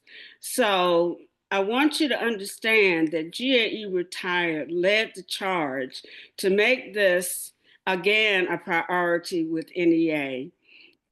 we presented to the GAE Board of Directors the new business item that we took to the NEA Representative Assembly, and it passed. And NEA gave us $355,000 to fly in lobbyists from the affected states to lobby on Capitol Hill to get this legislation repealed. And they assigned a lobbyist, an NEA lobbyist, to this particular cause.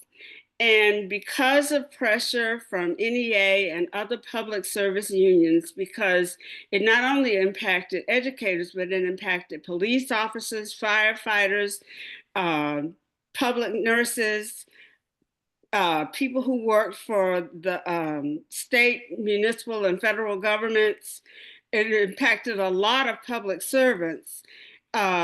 With all of these voices together, we were able to have this piece of legislation repealed in the 0 hour of the Biden administration, and Joe Biden signed it on January 5th. And we are now receiving our retroactive benefits, and we've all received a letter that lets us know what our monthly benefits will be. Mine were increased by over $500. So it has made a difference in our lives, and it makes a difference in your lives, because now you don't have to suffer those penalties.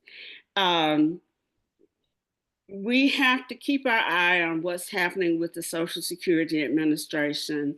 As Patricia told us, they are talking about stopping phone service. That's going to be a tremendous impact for people who live in rural areas, especially who don't have access to broadband internet. That's going to have a tremendous impact on older recipients who aren't savvy about doing things online, or with people who just don't trust doing things online. That's going to have a tremendous impact. All of their field service agents, people who used to come and present to us in person on these Zoom presentations, have been told they can no longer do that. They can no longer work remotely, and this is considered remote working. So it's very important that you keep your eye on what's happening with the current administration. They've cut a lot of positions from the Social Security Administration. So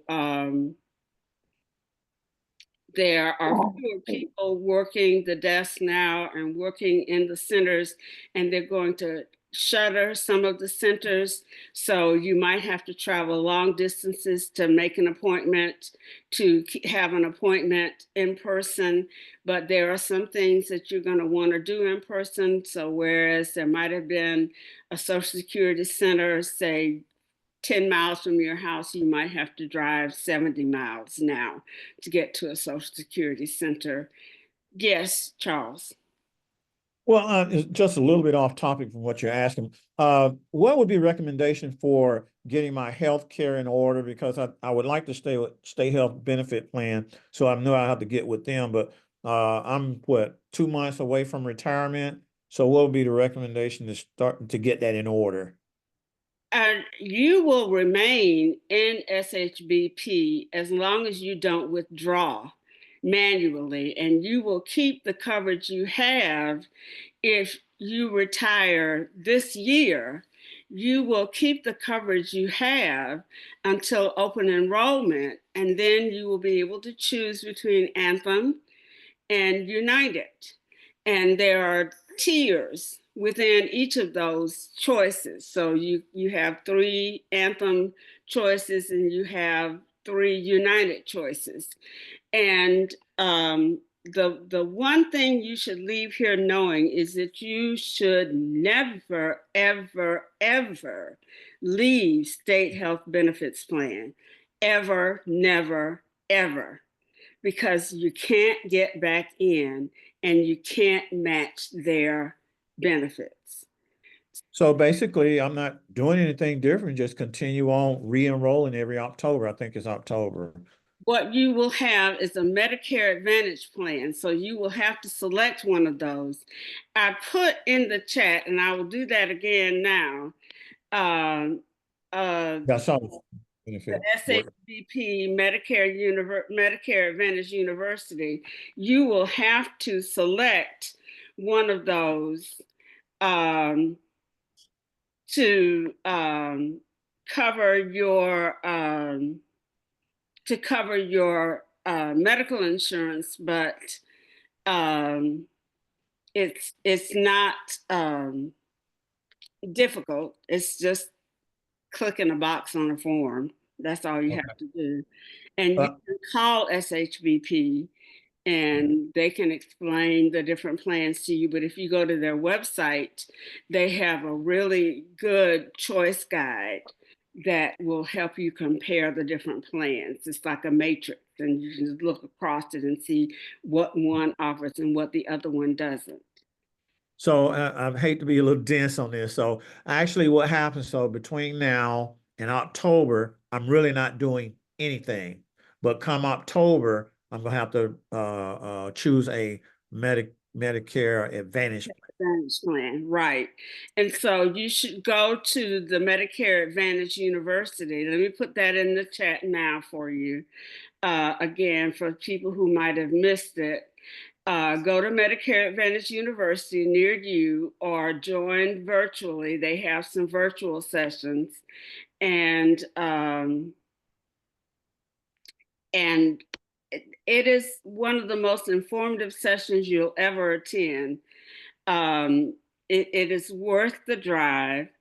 And so it's very important that you take advantage of this opportunity. I just got this information in an email yesterday. It was too late to, oh, I think I sent that directly to one person. It was too late to put it in our mid-month newsletter, but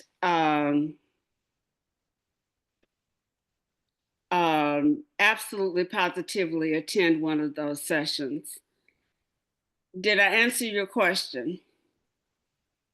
Yeah, for the most part, yeah, for the most part, because I just want to make sure I don't gap myself on anything. So I'm thinking to understand that I don't need to do anything until October, at which time I re-enroll plus enroll in a Medicare Advantage plan. Medicare Advantage plan, right? Exactly. Tony, when you meet with your retirement specialist with TRS, they will help you walk through that too. At least they did me. So you really will not be lost in the fray. And I was going to encourage all of you, when you're thinking about retirement, even if it's 5 years from now, please call TRS. They love to hear from their members. They're there for us. They're wonderful. I've done virtual sessions with them, so I didn't have to drive to Macon or Atlanta because I live in Southwest Georgia. But the hold times are short because they know that teachers may be calling in on their planning period and that you don't have very much time because you also have to eat a snack and go to the bathroom and go get your mail. But they really are there for you, and they will bend over backwards to help you out. So when you start thinking about retirement, please call them. Okay. I have a question. I'm sorry. Yes. When you said the state health benefit plan, you said never to leave. Well, I'm not a member. I don't use the services right now because we have my husband's insurance, but I'm planning on retiring probably in the next couple years. I can still enroll right before retirement, like with the next open enrollment. I can't answer that question. You're gonna have to. Tony, I can. Okay. When you retire, like I have retired from 2 states, I received Alabama and Georgia. At the time of your retirement, you are allowed, whether you've been a member or not, to join either whatever. So in my case, I was going to join Alabama since I live here, and their benefits have always been much better than Georgia's and cheaper. But they decided to go up double that year. And I said, oh, well, heck, that's more now than I'm paying in Georgia. Let me stay with Georgia. So when I retired, I chose Georgia, and I chose the state health benefit at retirement. And then they also gave me the choices of the Medicare Advantage. And that's what I did. And so I became enrolled. But you only do it at one time. Okay. At retirement. And then once you do there, if you ever drop out, you can never get back in. Then you have to do the market, and then that can be challenging. All right. Okay. All right. Thank you. There's a question about the monthly insurance premiums. They come directly out of your pension, just like your insurance premiums come out of your paycheck. Now they come directly out of your pension, so you don't even feel it. And different tiers have different costs. And again, when you go to Medicare Advantage University, you absolutely positively will get all those questions answered. They asked about PRS. PSCRS and TRS. PSCRS is a retirement system for nutrition workers, custodians, maintenance workers, and bus drivers. It is a woefully inadequate retirement system. Some pensions are as low as $290 a month, and most pensions never exceed $500 a month, which is not a living wage. This is a hill I am willing to die on to get this replaced or corrected. These people can retire after 30 years and have a pension of less than $300 a month, which means they have to work until they die. There are two different ones because it was believed back in the day that those positions were part-time positions, and those people would have another form of income, retirement income. But they are full-time positions. We know that because the hours they have to work, there's no way to work another part-time job. And we also know that they are not paid a living wage. That's another hill I'm willing to die on, because before I was a teacher, I was a secretary, and my pay was so low that the bank teller thought I worked part-time. It's also not only is this a woefully inadequate retirement system, but many of these people work in systems that do not pay into Social Security. So they will not even have Social Security to add to their retirement income. So because you have to pay into Social Security to get Social Security benefits. And if your employer is not paying into Social Security and they don't have an alternative retirement plan that they're paying into for you, then you have only that inadequate PSCRS pension to rely on, and you can't live on that. Now, there are some systems like DeKalb that have a retirement system in place for people in those job categories, because DeKalb does not pay into Social Security. But there are other school systems that do not pay into Social Security that do not have an adequate retirement system in place for people in those job categories. So it's something that we need to all be concerned about. It's something that we need to all be lobbying about.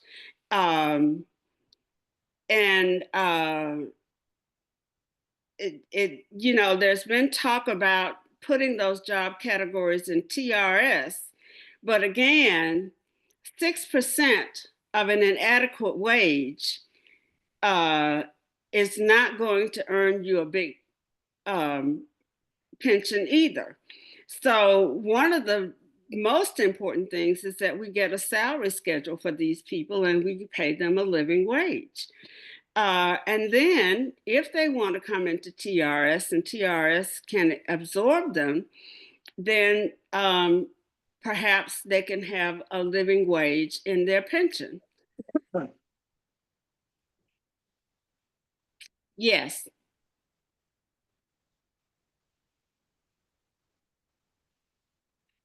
Was there another question about PSCRS? The Public Service Employees Retirement System. All right, now someone said that I didn't answer your question, Charles. Do you still have a question about SHBP?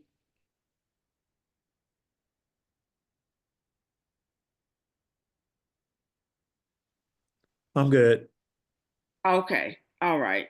Is there another question about state health benefits? Yes, yes, Ms. Smith. Yes. I retired going on 2 years now, and I'm just 61 now. So I have to wait until I'm 65 to qualify for the Medicare portion. Well, yes, go ahead. I was going to say, because I continue the medical plan that I was already under, and that changes at 65. At 65, you qualify for Medicare, yes. Thank you. Okay, let's see. If possible, can we also address that I found out that our con maintenance guys don't get credit for years of service toward retirement until and if they reach management level? Well, people in those job categories who are in management positions are in TRS. So if you're the cafeteria manager, you're in TRS. If you're the maintenance supervisor, you're in TRS. If you supervise other employees, then you're in TRS. As a secretary, I supervised student employees. I was a secretary in higher ed. And so I was in TRS. So those years counted. Those years counted toward my retirement in TRS. Yes, I did answer the question about PSERS. Linda, I'm sorry. And I don't know if everyone wants me to go over that again, but when you get the recording, you'll see the answer. But basically what we were saying is that PSERS is woefully inadequate for the bus drivers, maintenance workers, nutrition workers, and custodians, and that needs to be corrected. Other questions?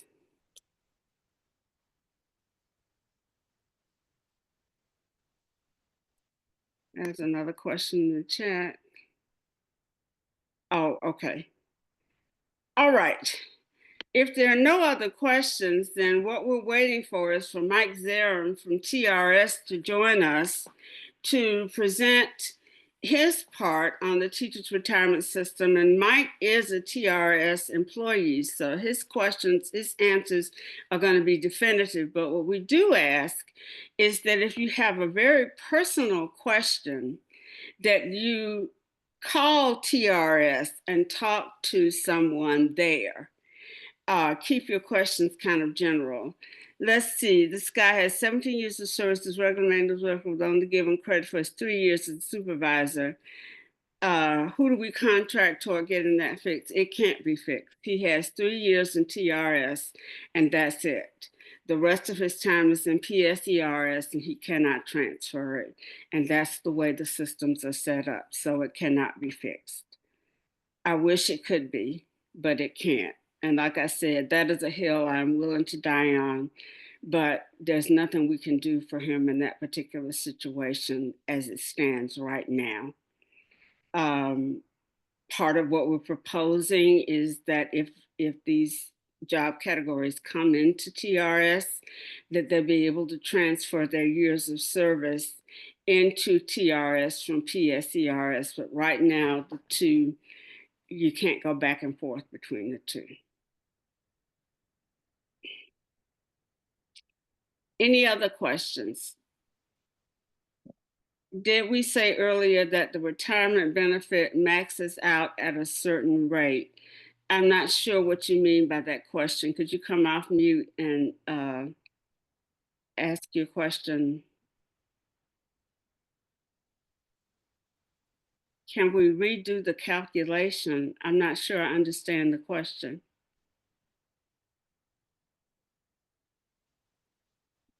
Linda, I don't understand your question. If you had 20 years of service and you say you multiplied by 2 or 2% and then multiply by your salary, if you're making $70,000 a year,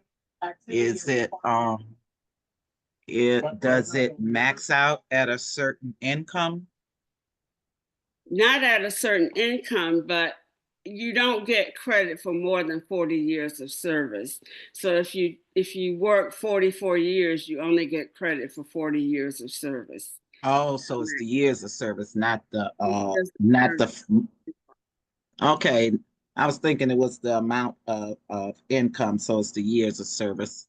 It's the Okay. years of service that max out, right, at 40 years. So if you now what is that income based off? Because I heard it was based off of the last 2 years of income. Is No, that 2 highest years of income? For example, when I retired, we had been furloughed in DeKalb for several years.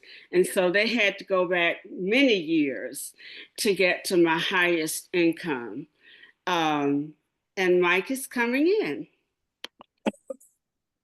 So it is your 2 highest years of income, not the last 2 years of income. you said your highest year of income? Your 2 highest years of income, not just the last 2 years of income, but the 2 highest years. So if you worked as an administrator for a few years and then went back into the classroom, they would use that administrative salary as the calculation. Okay, thank you. And I want to welcome Mike Zarum from TRS. And Mike, we are ready for you. Let me make you a co-host. Hold on a second. I'm going to make you a co-host so you can share your screen. Let's see, where's Mike?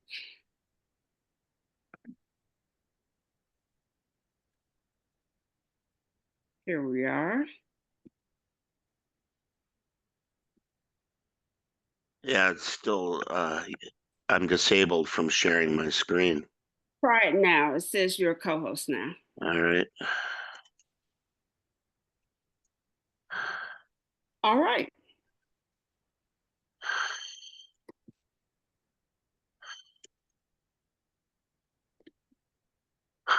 Good morning, everyone. You better than anyone else know that teaching is very challenging and that you deserve a great benefit. And, I meet with a lot of licensed financial advisors, and they all pretty much say the same thing, that they too wish that they were personally in the TRS program. It's hard to get a better endorsement than that. I think it's important to understand that your benefit is not tied to how much you put in. It's not tied to the ups and downs of the stock market. It only looks at a couple of things, and that is your high average salary, your highest 24 months, and how long you've been under TRS. The longer you've worked, the higher your salary, the more you're going to get from TRS. So you don't have that anxiety that most people do with their retirement investments, worrying about the market. So that's nice. It's also, unlike a 401k, for example, you have to worry about outliving your benefit. And that's a real, honest, legitimate fear, but that's not existent with TRS. It's a guaranteed lifetime benefit, not only for you, but for any covered survivors under the plan. And you get cost of living adjustments, which we'll talk about. There are a lot of different directions you can go, a lot of decisions you have to make as part of the retirement process. There's 7 different plans to choose from. We'll go over each one of them. Your benefit grows through these COLAs that I mentioned. You have to decide whether or not you want a partial lump sum option plan or not, and we'll touch on that. And all these decisions will impact what your monthly benefit is from us. But the bottom line is, according to the experts, if you want to maintain your standard in retirement, your quality of life, the general rule of thumb is you have to replace at least 80% of that income. So when you add TRS, which for most people is the largest single source of foundation, plus your Social Security, if you're getting it, plus your 403B and any other savings, you'd want to at least cross that 80% threshold. So often I'm asked, how much am I going to need in retirement? Well, that's the generic answer. At least 80% of your pre-retirement income. Here's the formula that we use to compute your benefit. We take your years of creditable service, and we'll look at that some more. It's your day-to-day membership service, your unused sick leave credit, plus something called service purchases, and we'll look at each of those later. And you lump them all together, and you can have partial years. We multiply that total by 2%. So for example, if you had 30 years times 2%, you get 60% of your high average salary, which is your highest consecutive 24 months of pay averaged together. And it can be anywhere in your career. Doesn't have to be your last 24, quite often it is, but it could be in the middle. And we multiply all that together, and that becomes your maximum benefit. So you can almost do your maximum benefit in your head. All the other plans are going to be some sort of actuarial reduction from whatever your personal maximum benefit happens to be. Now, some nice things do not happen when you start collecting from us. Certain deductions you're used to seeing while you're an active teacher don't occur in retirement. One is there's no 6% TRS deduction out of your TRS check. There's no payroll taxes. So if you were in Social Security, that's saving you 7.5% is not getting deducted for Social Security, Medicare, and old age disability insurance. All those other kinds of programs don't come out of your TRS retirement check. There's no 403B or 457 deduction coming out. Once you're age 62, retired living in Georgia, there's a $35,000 state tax exemption on your retirement income. That saves you 5% right there. And then once you're age 65 living in Georgia, that exemption jumps up to $65,000 on retirement income. So the vast majority of our retirees, 65 plus, aren't paying any state tax on their TRS. So when you add up all those deductions that don't come out, your take-home pay in retirement is beginning to look quite a bit more like the take-home pay you had while you're working. But there is one deduction which I'm sure you do want to see continue from your retirement check, and that is your state health benefit plan deduction, which will continue unless you don't want your health plan coverage, but I've never met someone who didn't. As long as you had it prior to retirement, you can continue it into retirement. Our involvement at TRS is simply to pull the money out of your pension check and send it to the health plan. Things like eligibility, claim processing, all of that is handled by the State Health Benefit Plan, and that's under the Department of Community Health. It's a separate state agency. And all questions related to that should go to them. Okay. I will add that in retirement, you do have something called a retiree option change period where they let you change your option, but it's not a true open enrollment. There's no voluntary changes you can make. Like you can't, if you got out, you can't get back in. And if, don't join, you may hear these TV ads sponsored by hosts like Joe Namath or Jimmy J.J. Walker. If in retirement you join a Medicare supplement through them, you're canceled, terminated by the State Health Benefit Plan, and you can't get back in. And we've had well over 1,000 retirees get pulled into that, and were very unhappy when they found out they lost State Health Benefit Plan coverage and couldn't get back in. So just be aware of that ahead of time. You can still have qualifying events, like if you had an adoption or a marriage, they give you a period of time in which to make those adjustments. Okay, with 30 years of service, you can retire at any age. I don't think I mentioned it when we looked at the formula, but you can go all the way up to 40 years and get 80% of your high average salary. So the only thing that's magic about 30 is that you could retire at any age. Maybe you started teaching later on in your career. We have a threshold for those people too, where once you attain age 60, if you have 10 or more years, you could retire at that point in time as well. Obviously, based on the formula, you're going to get more of a pension when you have 30 years as opposed to 10. But under either threshold, you could start collecting. If you were to become disabled and couldn't perform your job as determined by your medical providers, and 2 out of 3 of our medical board doctors, then you could start collecting a disability retirement at any age with no penalty. But there is an early out with a penalty. You could have 25 years, but less than 30, and you're not yet 60. So you can get out up to 5 years early. But for every year you're under age 60, or every year you're under 30 years of service, there's a 7% penalty from what your normal benefit would have been. So, and we apply the penalty that would yield you the largest benefit.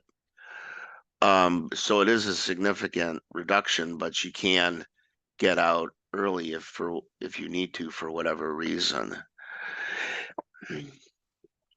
Okay, here are the plans you have to choose from. You're not going to actually make the decision as to what payout option you want until you're within 6 months of retirement. We will accept your online applications from 6 months out up to 2 months out. So you really have a optimal 4-month window in which to go online and give us your decisions. So if you're in that window, you can go in online and pick your option. And the first way, I think, to help you decide which is best for you is to divide them into 2 groups. Plan A Maximum and Option 1 yield you the largest benefit, but they don't provide any kind of monthly survivor benefit should you pass away first. If you know you want to leave money to 1 or more survivors, then you can choose from options 2 through 4. They all leave varying amounts of money to 1 or more beneficiaries. And we're going to look at each of these in more depth. But for example, if you knew you didn't need to or want to leave money to anyone, you'd really only have to choose between Plan A Maximum and Option 1. Conceptually, before we look at each option, I think it's useful to understand that in your TRS account, there are two buckets of money.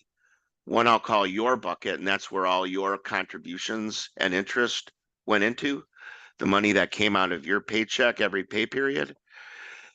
And then there's the TRS bucket of money where all the employer contributions go, the return on investment money goes, that we pay your lifetime benefit from once your bucket of money runs out.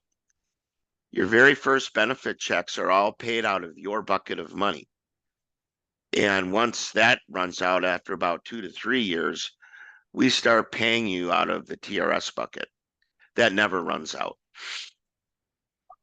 We never keep any of the money that went into your bucket. It's either going to go back to you as a monthly benefit or to a beneficiary. And that concept comes into play later when we talk about beneficiaries. But all that money that came out of your check plus the interest we pay you, regardless of what happens, it'll go back to you or a beneficiary. Now, Plan A maximum, we already know how that works. That's the formula that we saw earlier on a few minutes ago. Now, if you pass away before your money's used up in your contribution and interest account or C&I account, that's going to be paid in a lump sum to a beneficiary. Now, with option 1, we do a little twist on those buckets of money. We start paying your very first benefits out of both buckets of money. So consequently, your bucket of money lasts longer. Instead of the 2 years, it lasts 10 to 14 years. So the advantage to you is if you take option 1 and pass before the 10 to 14 year period, then there's going to be money left in your bucket to leave in a lump sum, as opposed to the 2 or 3 years under the maximum plan. But again, it does not leave any lifetime monthly benefit to anyone. Now, before we look at options 2 through 4, it helps conceptually, I think, to think of these options as sort of a ride on a teeter-totter or seesaw, where the more you take for yourself, the less is available for others. The more you want to leave to other people, the less is available to you. It's that kind of a dynamic. But in the end, all these plans, at least actuarially speaking, have the same expected lifetime payout. So it doesn't matter to TRS plan wide what selection you make. You're going to decide where on that teeter-totter ride it's, right for you to get off. There's no right or wrong answer. It's just what works best for you and your family. And option 2 is very rich for your family in that whatever you are getting at the time you pass away is the starting benefit for your beneficiary. So say you took option 2 and you were getting $4,000 a month when you pass away. Then your beneficiary will start with that same $4,000 and then also get cost of living adjustments, just like the two of you enjoyed while you were both living. Now you're leaving a lot to a beneficiary, so it's going to cost you more, usually 10 to 25% less than your maximum benefit. That's just a ballpark reduction. Your reduction may vary.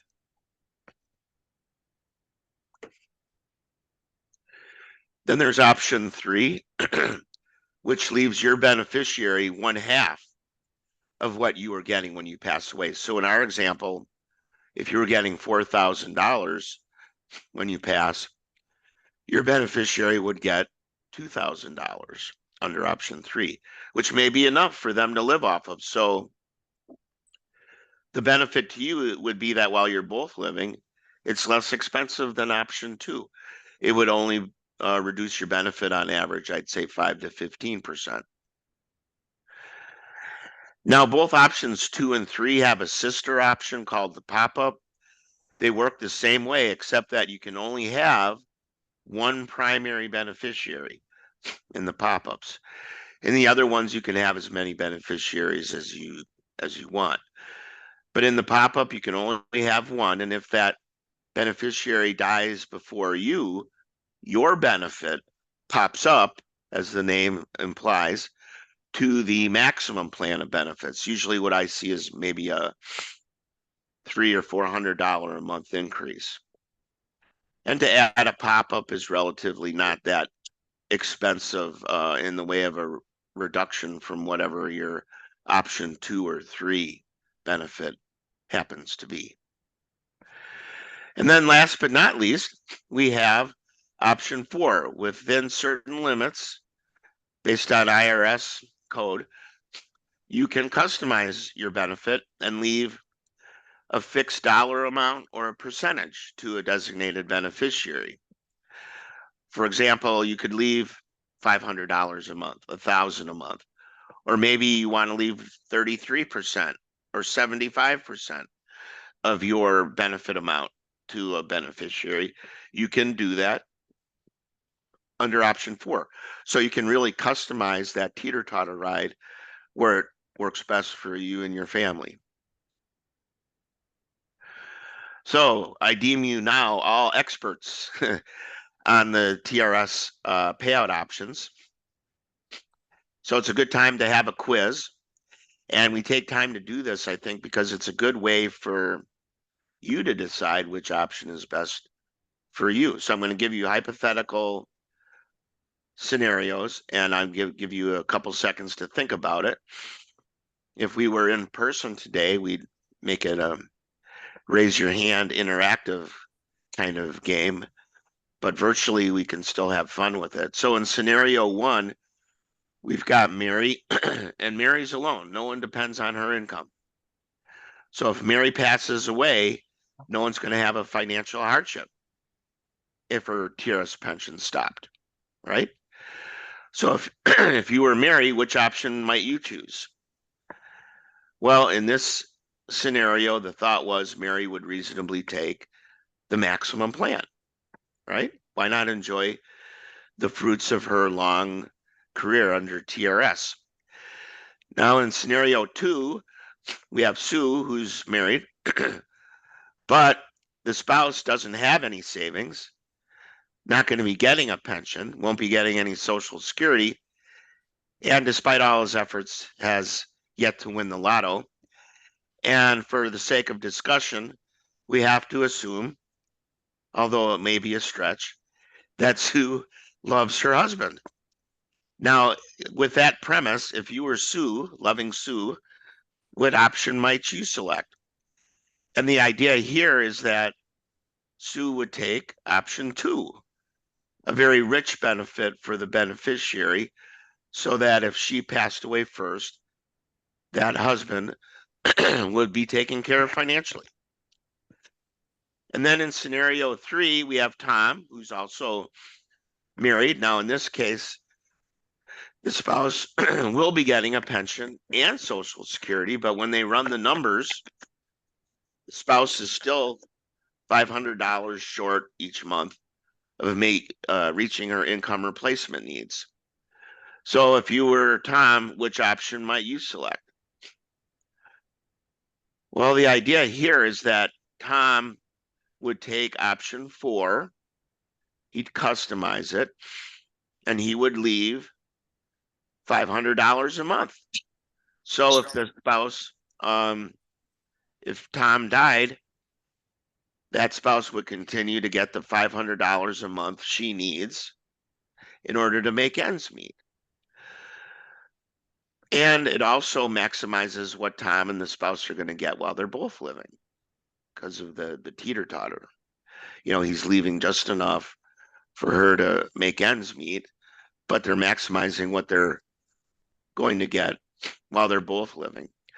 So here, kind of, you know, in obviously an oversimplified world, you can see how you can tailor your TRS options to what your needs are. Now, once you've decided what option you want, there's another decision to make, and that's whether or not you want one of these partial lump sum option plans, or PLOP for short. About 1 in 10 take a PLOP, and the average gross amount before taxes is about $65,000. They are very expensive, however. For every $1,000 of PLOP you might want, it reduces your lifetime monthly benefit on average somewhere between $7 to $10 a month. But, if you want to pay off high interest credit card debt, maybe, or buy, a depreciable asset or start a business, it may make sense for you. You may, however, want to talk to your licensed financial advisor if that's the best pathway for you to take, because it is a lifetime reduction. You can get anywhere from 1 month to 36 months of your maximum benefit for a minimum and maximum PLOP amount. You do have to pay taxes on it if you take direct payments. If you're under 59 and a half, you may have to pay a penalty tax too of 10%. Now, you could take a PLOP and not touch any of it and have it sent from TRS to a qualified retirement plan, like your 403B or an IRA at your local bank. And then you would defer taxes on that PLOP amount until you took the money out. Okay, moving on to cost of living adjustments, COLA for short. It's 1.5% every January and July. These are very valuable to you. Even though, the increase you see from one COLA to the next may not be that much money, it adds up. And once you've been retired 12 to 13 years, you are making 50% more than when you started. So these are truly, golden goose eggs for you. Your very first COLA is cycled in. Takes anywhere from 7 to 12 months to get the first one, depending on your retirement date. And then once you're cycled in, it's every 6 months. Thereafter, if you're the typical classroom teacher, your last day of work is in May. So you're a June 1 retirement. You'd only have to wait the 7 months for your first COLA. Excuse me. But let's say you had a snow day to make up and you had to work a day in June. Well, then you'd be a July 1 retirement and you'd have to wait a full year to get your first COLA.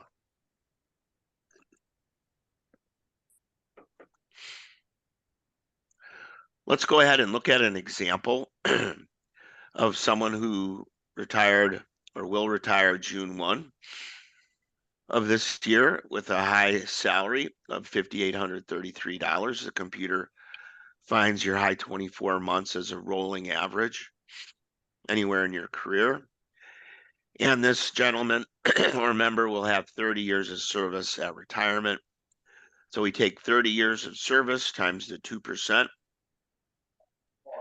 which is 60% of that high average salary, equals conveniently exactly $3,500 a month. So let's take this example and put it into an estimate. This is what the top half looks like without the graphics, and obviously your numbers are going to be unique to you. But the top half is where all the assumptions go, the variables that you're going to give us, like your total retirement, total service at retirement. You can assume raises if you want to under annual increase. We don't know what your sick leave is.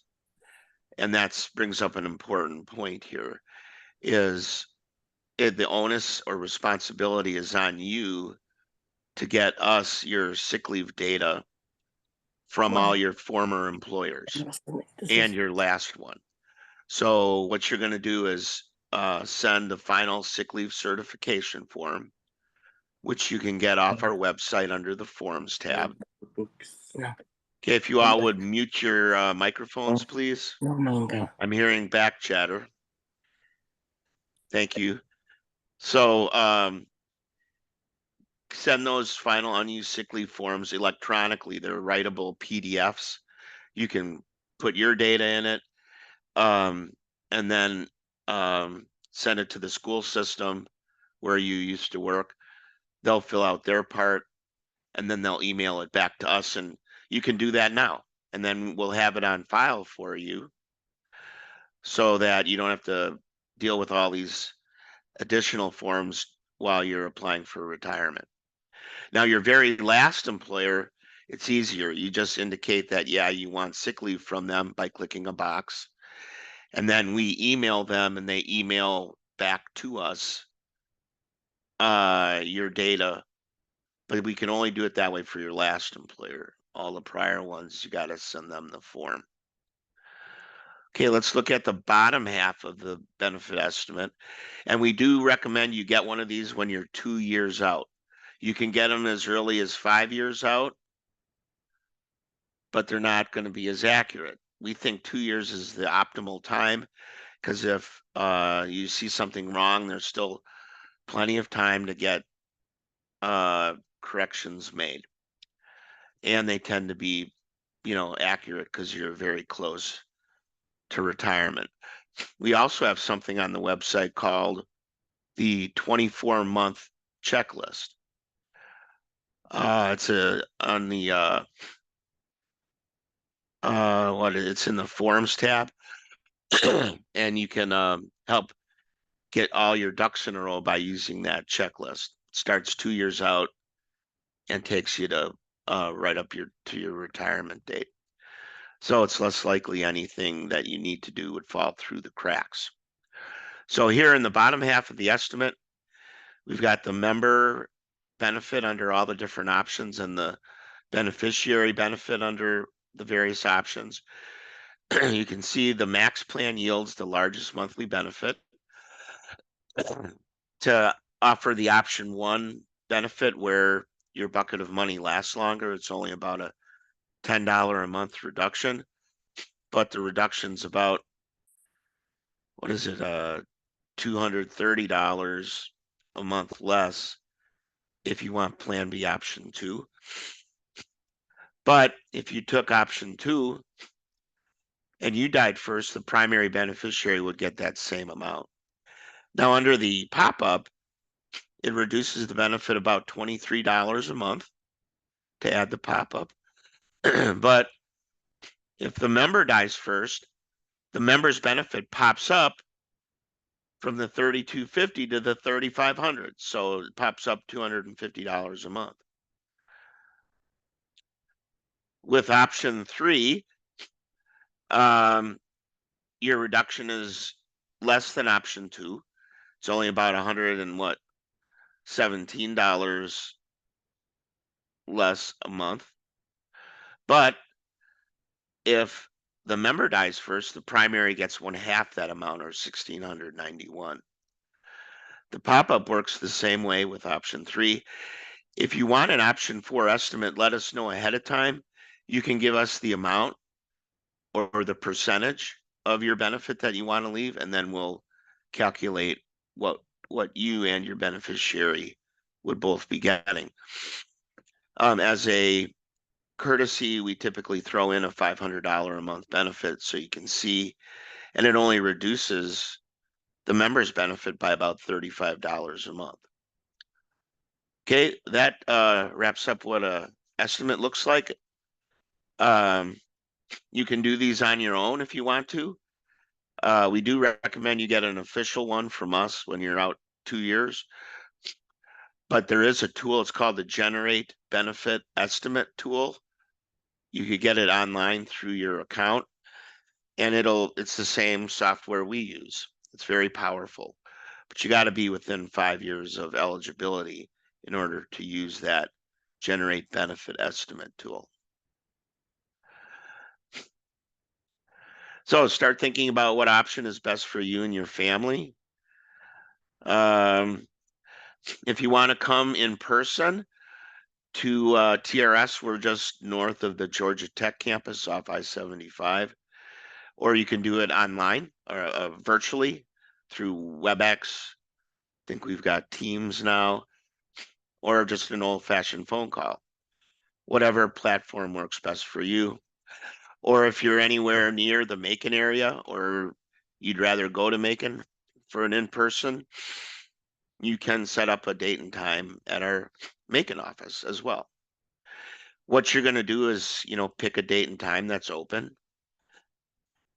And then you're also going to give us the assumptions that we need in order to generate a benefit estimate for you.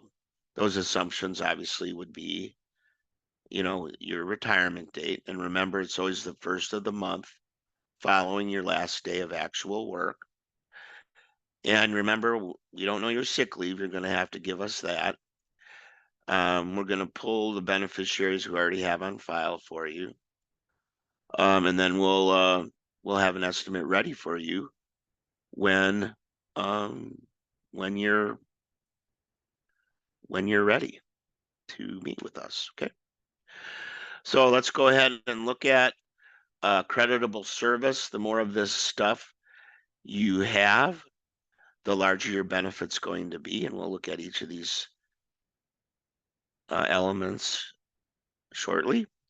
With membership service, as long as you work half the month or more, we give you credit for that month. And our year, our TRS year, starts July 1. It's our fiscal year, and it goes to the end of June. We don't look at, number of days in a teaching contract. We don't look at the school year. We don't look at the calendar year. We look at our fiscal year. And once you have 9 or more months in our fiscal year, you get 1 year with TRS. You don't get, I know a lot of you are saying, well, I work 10, 11, or 12 months. You don't get extra credit for working over the 9 months. But we could use, those months as part of your high 24 salary months.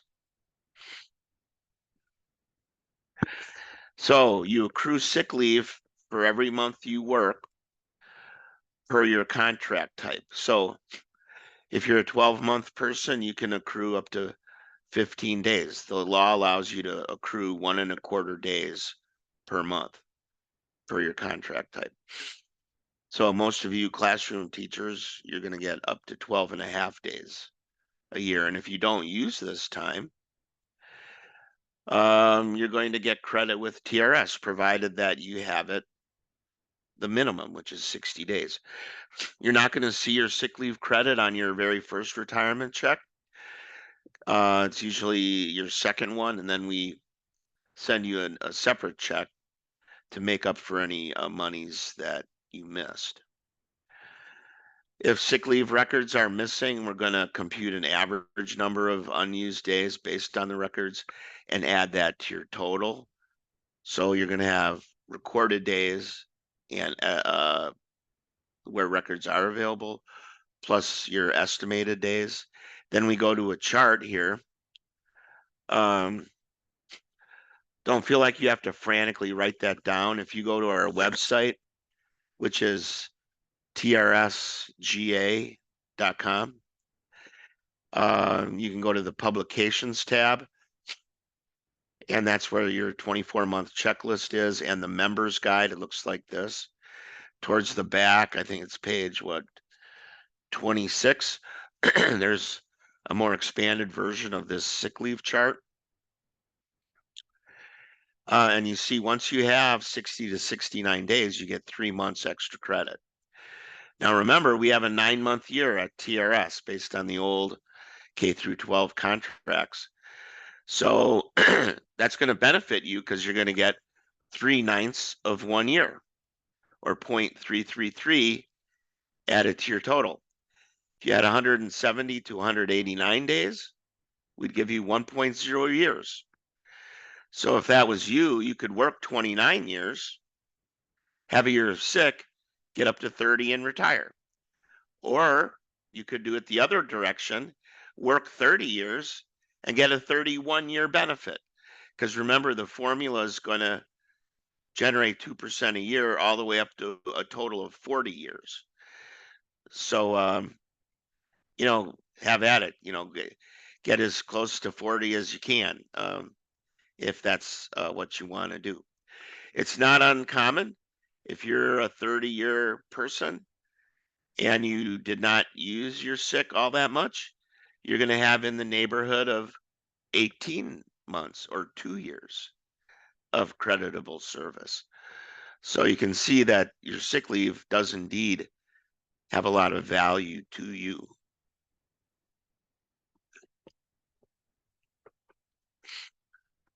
Now, the last part of creditable service are these service purchases. And as the name implies, it's time that you can buy. You can't buy just anything, though. It's got to be delineated in the law.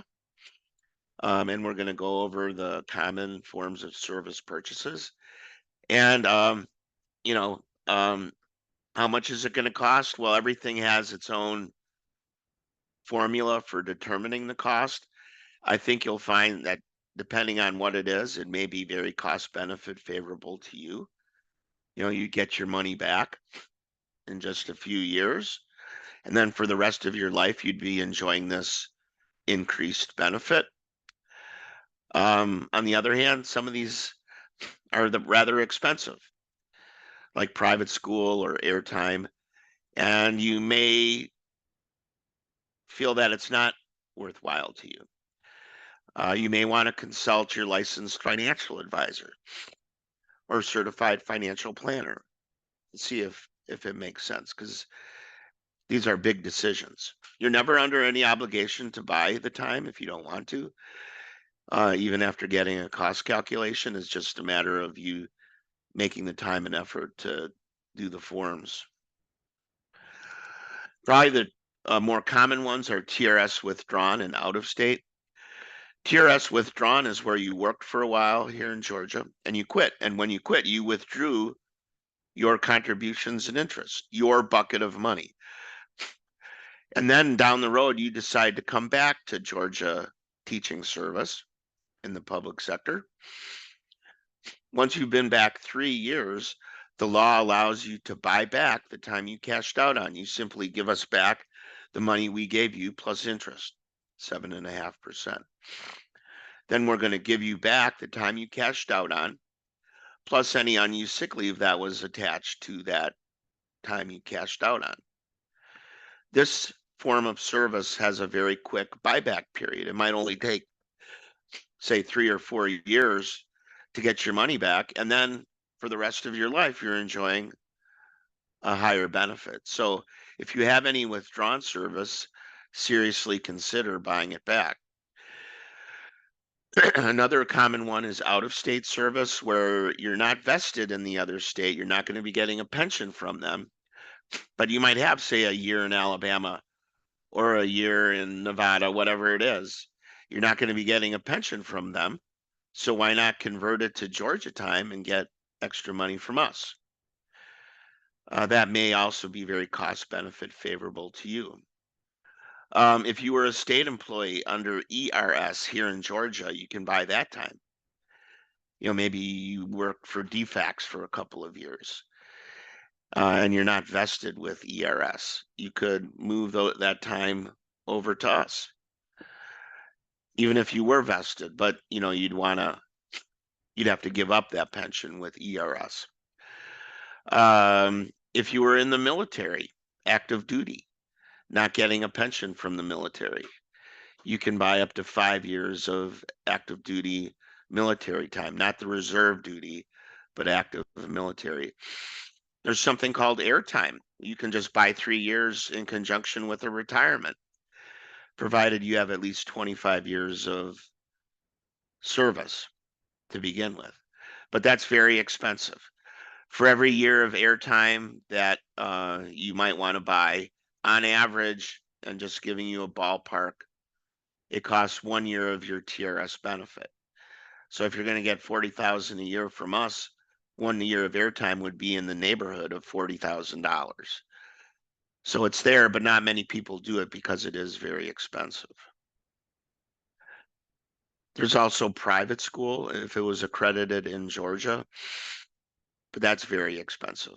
If you want to learn more about service purchases, again, it's in this members guide document we referenced a few minutes ago. If you do buy service, it's just like you done your Georgia teaching job. So you get 2% more per year of service. You can buy time to avoid an early retirement. Now, the longer you wait to buy it, the more it's going to cost. So it may behoove you to buy sooner than later. Every year it goes up 7.5%. So recommendations, get your sick leave forms to your former employers, not your last one, but your former ones, and they can fill it out and you don't have to mess with it at retirement. Some of you may already have a cost calculation. You can just call us and get an updated one. Out of state might take, I've seen it take 2 years to execute because that out of state system makes it a low priority. So this isn't the sort of thing you can do a day or two before you plan to retire. I wouldn't, buying withdrawn service can take 30 days. So don't delay your paperwork. Get it done now, and it's going to be cheaper for you anyways. You can upload and download. We can send you forms through the download tool, and you can upload completed forms to us from your desktop. So our last topic of the day is beneficiary issues, and then we can look at the chat box and take your questions. With beneficiaries, there's 2 kinds, primary and secondary. We'll look at what if you die while you're actively working or an active TRS member?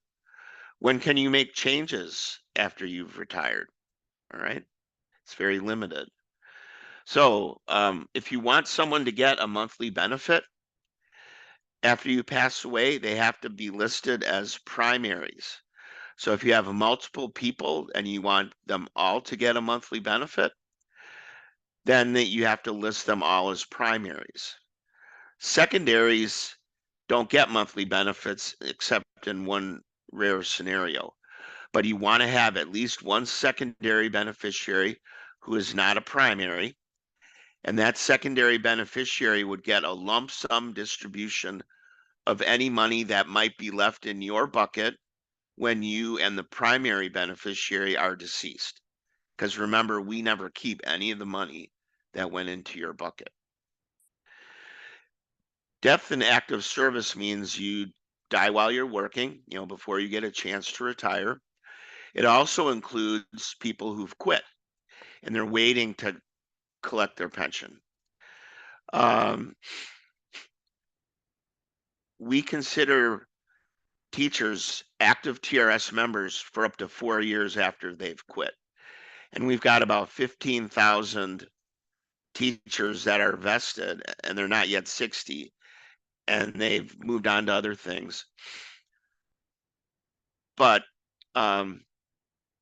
if in that first 4 years after they quit, they die, then there's still protection. Under the vested pie, you see they're going to get a choice of option 2 or the money in your contribution and interest account, your bucket of money.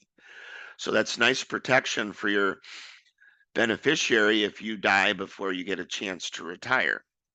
If you're not vested and you pass away,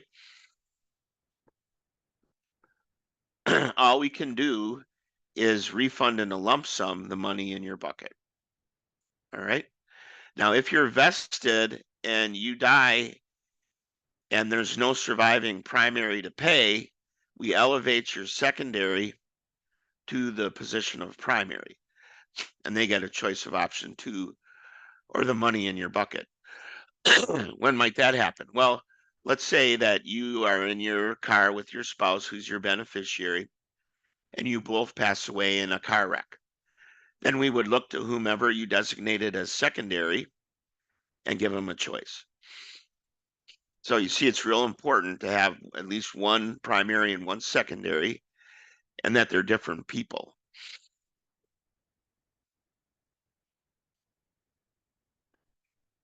Now, it only works that way if it's a death in active service. All right. Once you've retired, it doesn't work that way. It's only a feature of a death in active service. Now, if you die or divorce in retirement, those are qualifying events to make limited changes to either your beneficiaries or your option selection. If it's not a death or divorce, you can't make voluntary changes. There's no open enrollment for your TRS selection. So make sure you're comfortable with your original submission, because unless there's a death or divorce, you are contractually bound to your original selection. Now, if you took options 2 through 4 and only have one beneficiary and that person dies before you, we do allow you to change beneficiary or plan, but not to the maximum unless you took the pop-up. If there's a divorce, you can change the beneficiary or plan. Again, that's only if they're your sole beneficiary. Now, if you do select a new beneficiary or plan, we do recalculate your benefit, and it could go down. And some people don't want to do that, so they just go with no beneficiary. Now, if you have multiple beneficiaries, the law is even more restrictive. If one of those multiple beneficiaries die, can't make any changes. You know, if you were splitting it among 3 children and one of those kids passes away first, the law doesn't permit you to make any additional changes. It'd just be like 1/3 would go to each of the remaining 2 kids.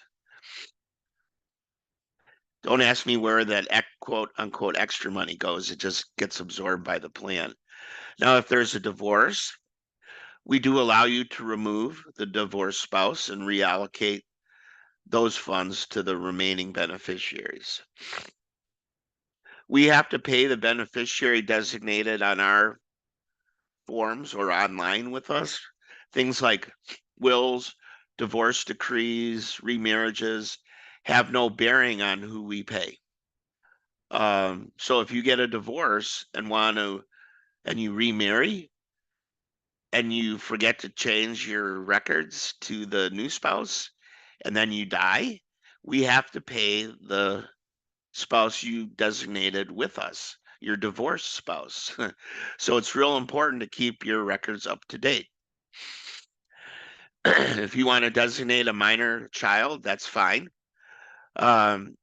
If they're still minors when you pass away, we would require some guardianship paperwork for them, but it's okay to just name them up front. If you have multiple beneficiaries, you can distribute it any way you want, half and half, or whatever you want to do. We cannot pay a monthly benefit to an estate.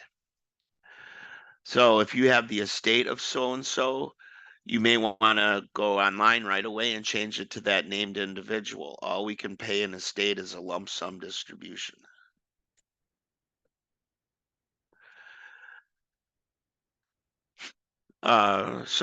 Again, we can't give you any specific advice. That's what licensed financial advisors are for. You may want to use the advisor you have with your 403B. I don't think they charge TRS members. So that's good, solid, free advice. You could get a certified financial planner. All we can do is talk to you in generalities like we did today. So if you have any anxiety about, what option you should select, those are the people to talk to. Your very first check is a direct deposit the middle of the month you retire. And then it's the first business day of the month for that month during your retirement. So the next step is to get excited because you're almost there. Congratulations. I will stop sharing my PowerPoint.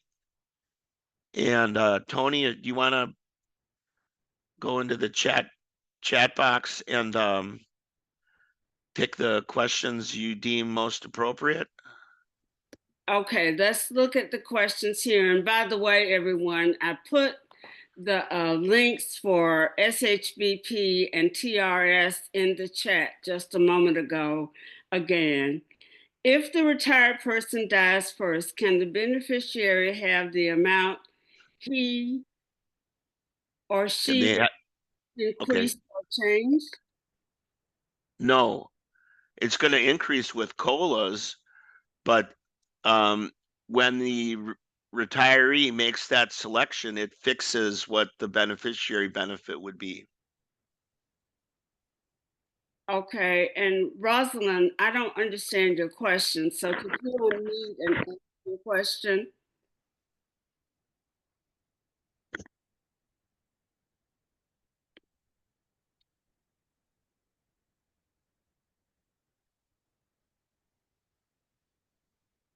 I don't understand your question, Rosalind.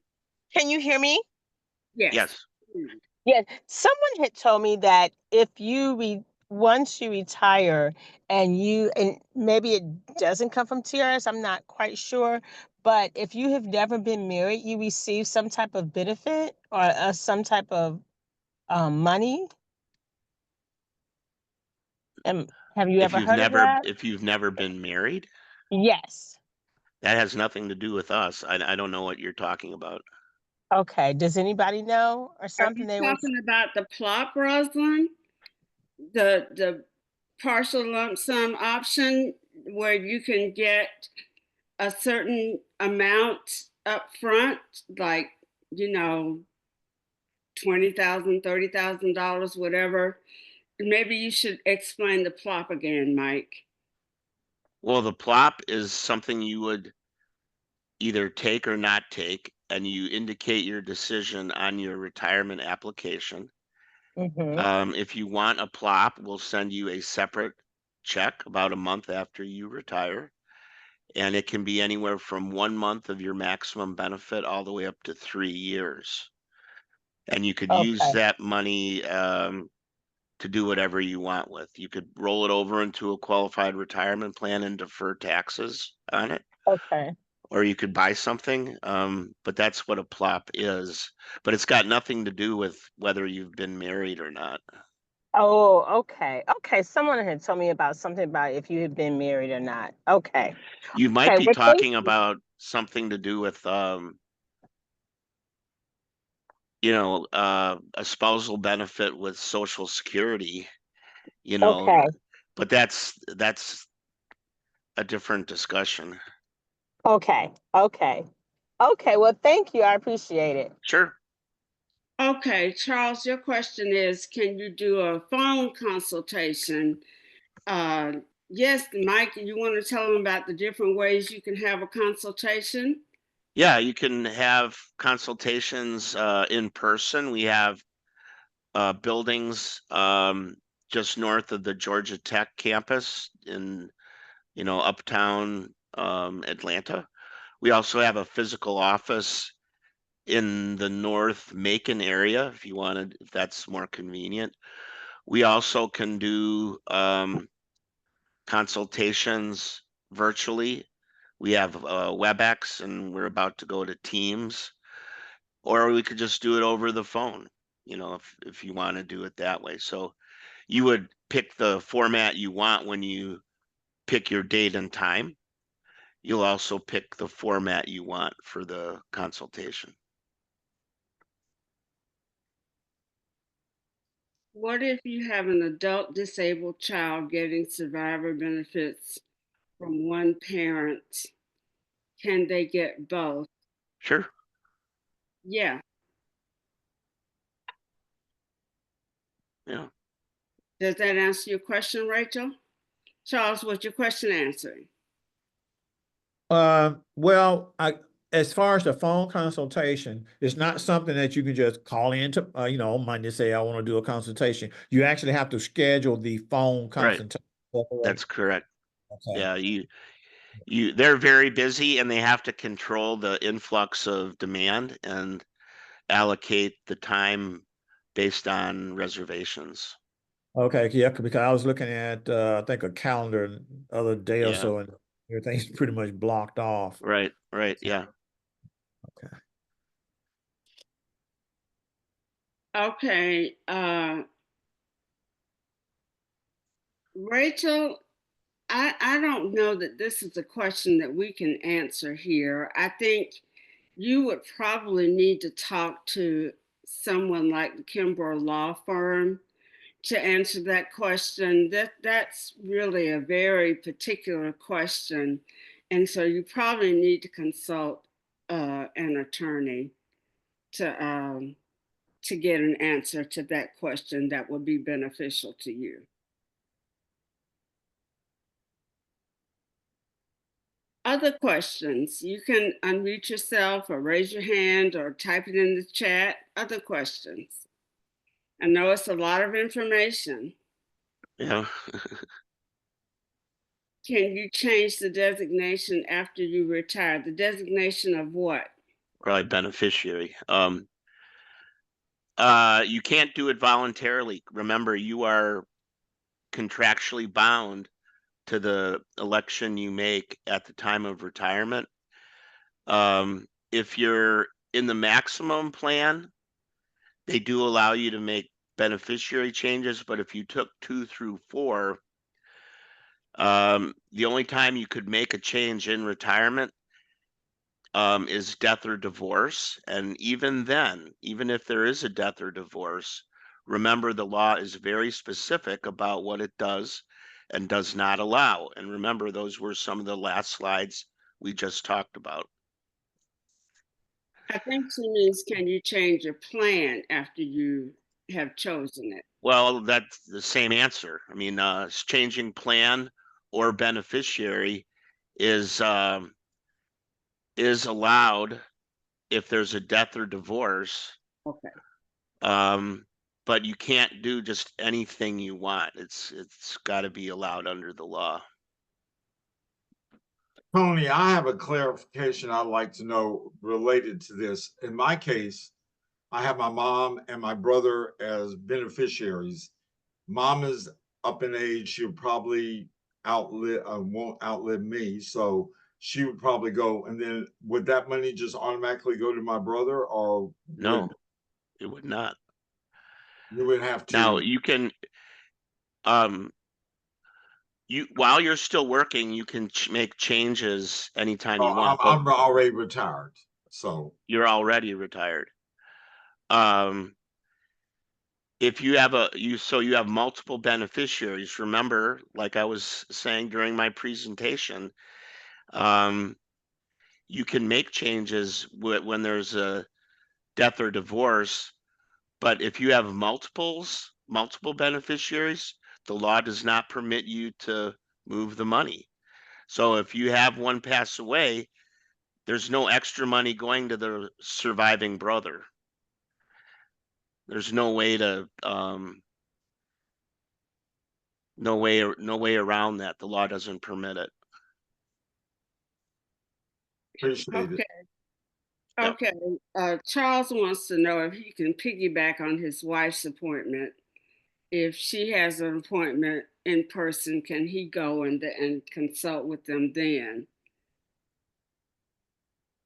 I don't know. Well, I think you could ask, but you know, there may not be enough time to do 2 in one session, but you could certainly go. Well, they're not going to formally do 2 different estimates in one session. But I mean, you could, like, if you had an estimate already, like maybe you did yourself, you could bring it in and we would look at it and talk to you about it. But they're not going to walk through 2 estimates that we did for 2 different people in one session. Okay. You could certainly bring in anything you had, and I'm sure they'd be happy to look at it or answer questions that were specific to your situation Thank you. on an informal basis. Any other questions? Any other questions? You can type it in the chat or you can unmute yourself and ask it. I have a question.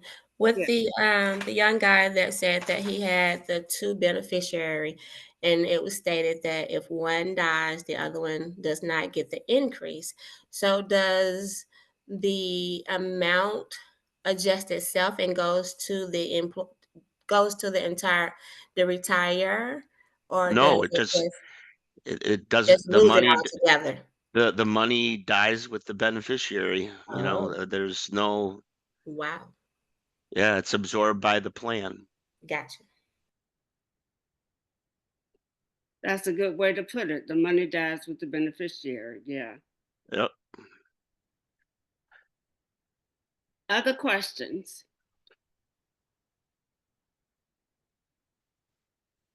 Mike, as always, it's been an amazing presentation. Thanks. Just amazing. You always bring it, bring it, bring it. And we look forward to it every time. I'm sorry about the difficulty you had getting in. I don't know. Yeah. I don't know what happened with that invitation, but I'll make sure that never happens again. Well, I'm glad I found a way in. Thank you, It did. was fun. Good questions. I'll have a great day. All right. Thank you so much. Tony, I had one thing I wanted to point out for the group. When you retire, think about, I mean, most of the time the school year ends in May, and then you retire and you get your paycheck, your teacher paycheck in June, July, and your final paycheck in August, and your TRS check starts June, July, and August. So you get to actually get 2 paychecks for 3 months. We did have a situation one year where we had weather days, and it extended our year where we were going to work 1 or 2 days in June. And we had a couple of teachers who were going to retire that year, and that was going to make them not get their TRS check in June, because if you work 1 single day in June, you cannot get a retirement check that month. You have to wait till the next month. So you don't get to double dip for 3 months. Luckily, one of the teachers impacted was the superintendent's wife. So he let them come work Saturday school to make up enough time so that they could still go out the door May 31st and not go into June. So just sometimes we've had people who said, oh, I'm going to retire, but I want to do summer school first. Is it worth it to not get those two, you won't get that TRS check. So you might not want to volunteer at summer school because that's going to count as working. I just wanted to point that out. That is good information to have. Thank you for sharing that, Lisa. All right. We hope this has been informative for you. Patrick is going to close this out with a pitch for you to join GAE Retired, and I'm going to put the pre-retirement application in the chat again. Thank you, Tony, for putting this together. You do an amazing job. But for you that are on here that are not retired, and you know why you should still be a member once you retire, you see the work that we retirees do. We have, in fact, the chairman of the TRS board is a retiree. She's a former GAE president. She takes care of us. We, the retired, even after you retire, are doing and advocating on your behalf. So I have been blessed to be a president of an organization that has so much talent. They make me look good. They really make me look good. But the work they put in to help everyone in the state of Georgia is the main reason why you should maintain your membership. And I would strongly encourage it, because like Tony said, she got it at what, 250? I did it at 350. Now it's 450.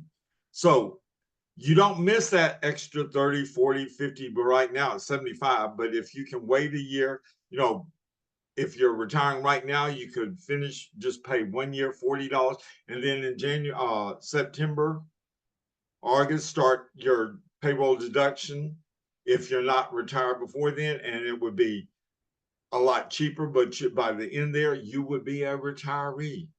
Well, let me correct something you said. Okay. You cannot pay GAE retired dues with payroll deduction. Oh, right. No, I'm talking about our bank draft. I'm sorry. Thank you. It has to be a bank draft or a credit card. And I'm gonna tell you, when they took out, when I did it, I had 10 months, $35 a month. It did not hurt me at all. So consider that too. But I want to thank you, Tony. I want to thank Karen and everyone that was on this presentation. You did an amazing job. And if you have any questions, you can contact me. I will put it in the chat.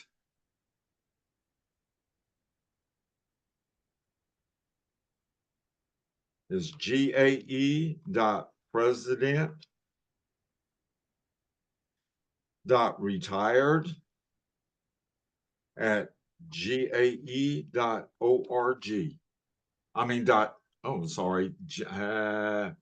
gmail.com. So it's gae.president.retired@gmail.com. And Tony, you put yours in there also?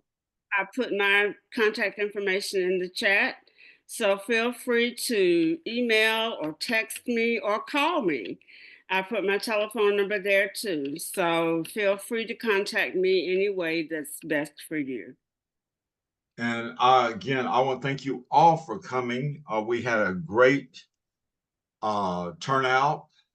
And if you don't know, anybody doesn't know anything about GAE Retired, please tell them that joining GREA is not joining GAE-Retired. We're a whole different group.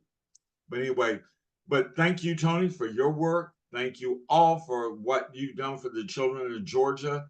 And together we're stronger, and we've got some challenges ahead. And it's up to us retirees to help the actives who can't get out in the classroom to lobby, but we can.